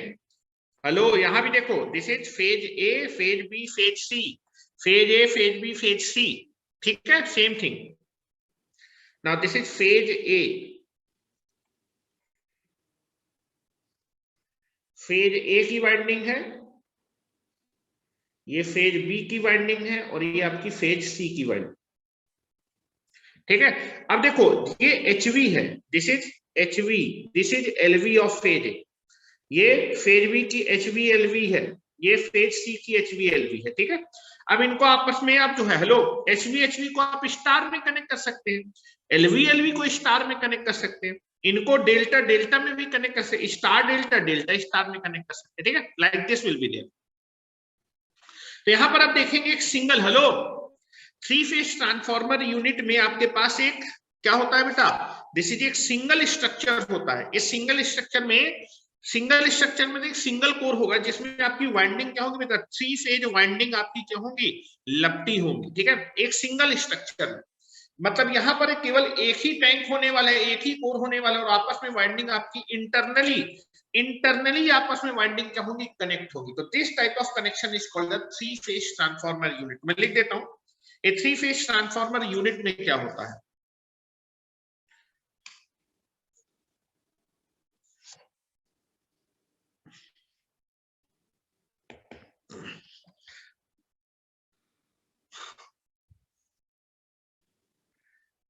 In 3 phase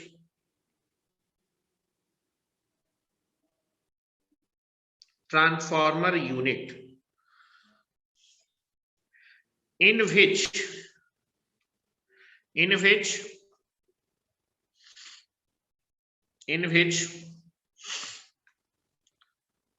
all the 3 phase winding are combined, in 3 phase transformer unit in which all 3 phase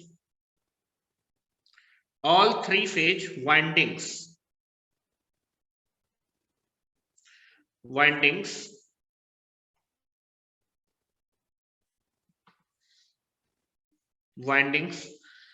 are combined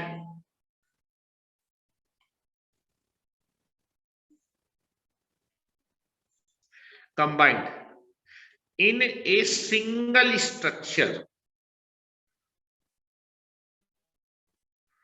single structure, this is called 3 limb, 1 2 3, this is called 3 limb। या फिर इसको हम ऐसे भी बना सकते हैं,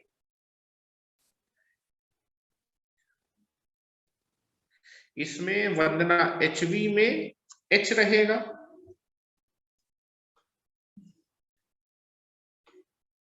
HV में H क्या है बेटा, तीनों फेज आपके एक सिंगल स्ट्रक्चर में कंबाइंड होंगे। वहां पर देखो अलग अलग स्ट्रक्चर में थे, ये 3 सिंगल फेज ट्रांसफॉर्मर को एक्सटर्नली कनेक्ट किया था।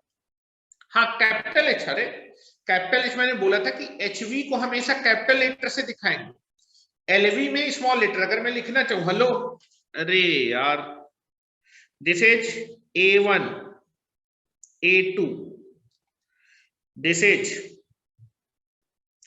Small A1 small A2, LV में small letter, this is phase भी है, this is B1 B2, HV में कैपिटल लेटर और एलवी में small letter B1 B2।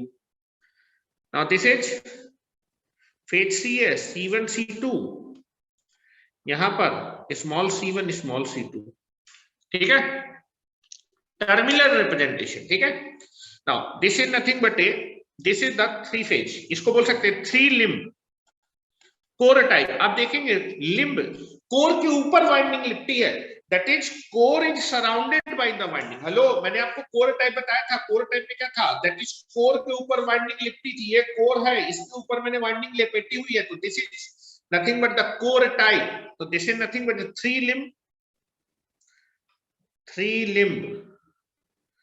Three limb बोलिए और three leg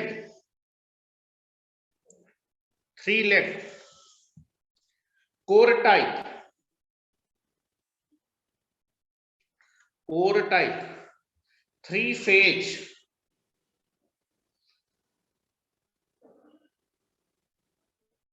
transformer unit. Cross sectional area बेटा अलग होगा, उसका अलग होगा, इसका अलग होगा, इसका अलग, क्योंकि इसके लिम्ब में अभी मैं आपको रिजल्टेंट फ्लक्स निकालूंगा, फ्लक्स की वैल्यू अलग होगी, तो क्रॉस सेक्शनल एरिया भी अलग अलग है। यहाँ पर क्रॉस सेक्शनल एरिया अलग होगा, सिंगल फेज वाले में इसमें अलग होगा, हिमतेज क्रॉस सेक्शनल एरिया अलग होगा। अब आप देखेंगे आपके थ्री फेज ट्रांसफार्मर बैंक के आईडीए से ही थ्री फेज ट्रांसफार्मर यूनिट बनाई गई है। मैं आपको बना के दिखा रहा हूं, जब स्टार्टिंग में थ्री फेज ट्रांसफार्मर बनाया गया तो सबसे पहले बैंक बनाया गया, तो बैंक के आइडिया से हमने थ्री फेज ट्रांसफार्मर यूनिट बनाया, ठीक है। अब दोनों में देखो अंतर क्या है, अगर मैं आपको बताना चाहूं अंतर, दोनों की कॉस्ट में अंतर होगा। कैसे अंतर होगा, ध्यान से देखें, दोनों के अलग अलग एडवांटेज, अलग अलग डिसएडवांटेज है। पहला आप देखेंगे, अगर मैं कॉस्ट के बारे में बात करूं, कॉस्ट में आप देखो जरा ध्यान सुनो, यहाँ पर तीन सिंगल फेज ट्रांसफार्मर, अगर यहाँ पर तीन सिंगल फेज ट्रांसफार्मर है तो तीन टैंक होंगे, तीनों में अलग अलग ऑयल होगा, इसकी ऑक्सिलरी इक्विपमेंट अलग होंगे, इसके ऑक्सिलरी इक्विपमेंट अलग होंगे, इससे ऑक्सिलरी फैन वैन इसके अलग होंगे। वहीं पर आप देखेंगे थ्री फेज ट्रांसफार्मर यूनिट में आपके पास एक सिंगल टैंक होगा, इस सिंगल टैंक के अंदर ही आपके पास जो है आपके पास तीनों वाइंडिंग होने वाली है। तो आप देखेंगे कि यहां पर अगर आप देखे जाएंगे या फिर यहां पर आप देखेंगे मोर आयरन रिक्वायर्ड, तीन कोर है, यहाँ पर एक सिंगल कोर है।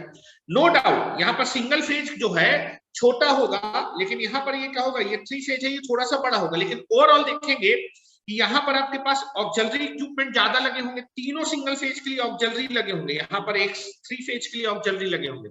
तो ओवरऑल देखा जाता है कि आपका जो है जो थ्री फेज ट्रांसफार्मर बैंक की कॉस्ट होती है वो थ्री फेज ट्रांसफार्मर यूनिट के मुकाबले 20% ज्यादा होती है। अगर ये 100 रुपए का आएगा तो ये आपका 120 रुपए का आएगा, 20% इसकी कॉस्ट ज्यादा होगी, ठीक है। दूसरा अगर मैं बात करूंगा, इसका स्पेस ज्यादा होगा, तीन अलग अलग यूनिट रखनी पड़ेंगी, इसका स्पेस कम होगा, ठीक है, इसका स्पेस कम होगा, इसको कम स्पेस की जरूरत होगी, ये बड़ा जरूर होगा सिंगल फेज से, लेकिन स्पेस इसमें ज्यादा लगेगा कि तीन अलग अलग ट्रांसफार्मर रखने पड़ेंगे, ठीक है। उसके बाद आप देखेंगे इसमें ज्यादा आयरन का रिक्वायरमेंट होगा, या फिर आप देखेंगे अगर ज्यादा आयरन का रिक्वायरमेंट होगा तो आयरन लॉस ज्यादा होगा। तीन कोर है, more core more iron, more iron means अगर हुआ दैट इज आपका more core loss will be there, ठीक है। या फिर मैग्नेटिक सर्किट इसमें ज्यादा है, और यहाँ पर आपका जो है एक सिंगल मैग्नेटिक सर्किट है, ठीक है। तो आप देखेंगे यहाँ पर तीन आपको कोर का रिक्वायरमेंट है, तीन कोर या फिर तीन मैग्नेटिक सर्किट है, यहाँ पर एक सिंगल मैग्नेटिक सर्किट है। तो अगर यहाँ आयरन का रिक्वायरमेंट ज्यादा है तो आपका जो है कोर लॉस ज्यादा होगा, यहाँ पर कोर लॉस कम होगा, तो ये आपका इसकी इफिशियंसी ज्यादा होगी, इसकी इफिशियंसी कम होगी, तो इसकी इफिशियंसी अच्छी होती है इसके मुकाबले।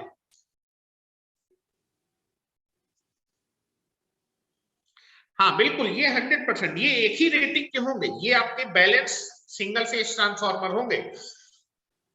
इन तीनों की रेटिंग आपस में क्या होगी, इक्वल होगी। लेकिन आप देखेंगे रिलायबिलिटी में देखा जाए, रिलायबिलिटी में ये ज्यादा रिलायबल होगा, ये कम रिलायबल होगा। फॉर एग्जांपल अगर आप देखेंगे इस single phase that is 3 phase transformer unit में अगर कोई भी एक फेज आपका खराब हो जाता है तो ये पूरी पूरी यूनिट खराब हो जाएगी। लेकिन 3 फेज ट्रांसफार्मर बैंक में अगर एक ट्रांसफार्मर खराब हो जाता है या फिर एक यूनिट आपकी जो है मान लीजिए जो है आपकी मेंटेनेंस पर्पस से आपने हटा ली है, तो 2 सिंगल फेज ट्रांसफार्मर की हेल्प से आप 3 फेज लोड को सप्लाई कर सकते हैं। लेकिन पूरे 3 फेज लोड को सप्लाई नहीं कर पाएंगे, 57.7% लोड को तब भी आप बैलेंस कंडीशन में सप्लाई कर लेंगे। तो ये ज्यादा रिलायबल है, मतलब यहाँ पर इंटरप्शन कम होगा। अगर 3 में से एक सिंगल यूनिट खराब भी हो गई तो भी आप सप्लाई को कंटिन्यूअस कर सकते हैं, फॉल्ट की वजह से मान लो खराब हो गई। लेकिन यहाँ पर अगर कोई भी एक फेज खराब हुआ तो पूरी पूरी यूनिट शट डाउन हो जाएगी। ठीक है, तो अगर यहां पर बात किया जाए कि स्पेयर यूनिट या फिर एक्स्ट्रा यूनिट, आप देखेंगे स्पेयर में यूनिट रखते हैं, फिर स्टैंड बाय यूनिट। यहां पर आप देखेंगे कि 3 अलग अलग ट्रांसफार्मर है, स्पेयर में केवल एक ही सिंगल फेज ट्रांसफार्मर रखना पड़ेगा, एक्स्ट्रा में एक सिंगल फेज। मान लो कोई ट्रांसफार्मर खराब होता है तो उसकी जगह हम लोग एक एक्स्ट्रा सिंगल फेज ट्रांसफार्मर रख लेंगे। लेकिन यहां पर आप देखेंगे सिंगल 3 फेज ट्रांसफार्मर यूनिट रख रहे हैं तो आपको पूरा का पूरा स्पेयर में पूरा 3 फेज ट्रांसफार्मर यूनिट रखना पड़ेगा कि अगर ये खराब होगा तो आप पूरा ट्रांसफार्मर को बदलेंगे तो वो कॉस्टली आएगा और यहाँ पर कॉस्टली कम आएगा। ठीक है, तो अपने ही आपके इसके कुछ अलग फायदे हैं, इसके कुछ अलग फायदे हैं। लेकिन आप देखेंगे इस 3 फेज ट्रांसफार्मर बैंक की हेल्प से ही हमने क्या किया है, 3 फेज ट्रांसफार्मर यूनिट को बनाया है।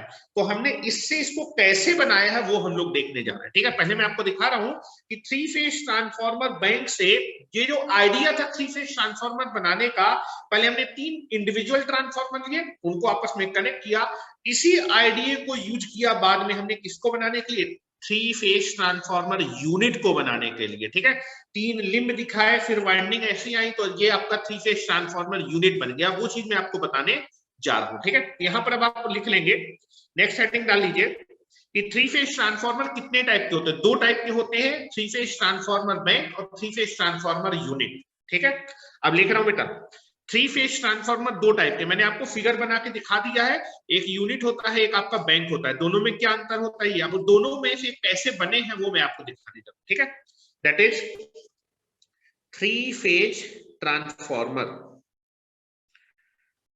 3 फेज ट्रांसफार्मर के बारे में अगर मैं बात करूंगा, 3 फेज ट्रांसफार्मर 2 टाइप्स के होते हैं। 3 फेज ट्रांसफार्मर आर 2 टाइप। लिख रहा हूं 3 फेज ट्रांसफार्मर आर 2 टाइप्स। एक होगा 3 फेज ट्रांसफार्मर बैंक होगा और एक होगा 3 फेज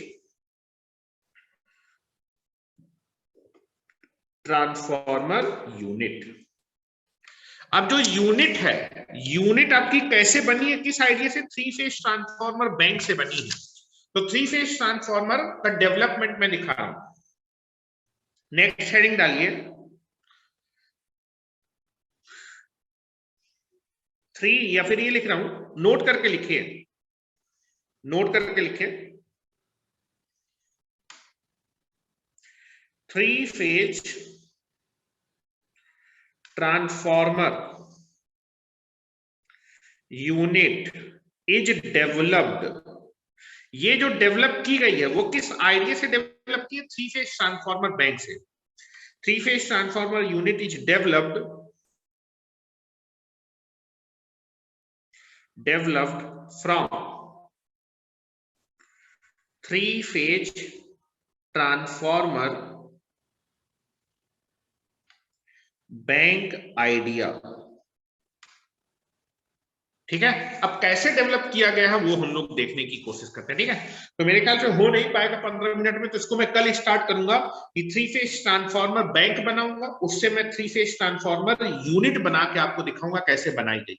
ठीक है, उसके बाद कितना ऑक्सिलरी लगता है, क्या लगता है, we will discuss advantage disadvantage, वो सारी चीजें डिस्कस करेंगे। सर लाइट क्या हो गया, लाइट चली गई। लाइट चली गई तो चलो हमने भी बंद कर दिया कि हो नहीं पाएगा, ठीक है। चलो थैंक यू वेरी मच। हाँ कल आप जो है ट्रांसमिशन पढ़ के आइएगा, कल पढ़ाऊंगा आप जो है, फिर तुम लोग ये मत कहना कि समझ में नहीं आ रहा है, ठीक है। नहीं पढ़ के आओगे समझ में नहीं आएगा, क्योंकि कल मुझे आपका बताना है कि जो है वेवलेंथ क्या होती है, किस वेलोसिटी से ट्रांसमिशन लाइन में सिग्नल आपका ट्रेवल करता है, फिर लॉसलेस ट्रांसमिशन लाइन, और फिर उसके बाद सर्ज इंपीडेंस का थोड़ा बहुत कॉन्सेप्ट, ठीक है। वी विल डिस्कस टुमारो, पढ़ के आइएगा। चलिए थैंक यू वेरी मच। शुरू का मैं बता चुका हूं, पीछे से नहीं बताऊंगा, मैं बता रहा हूं।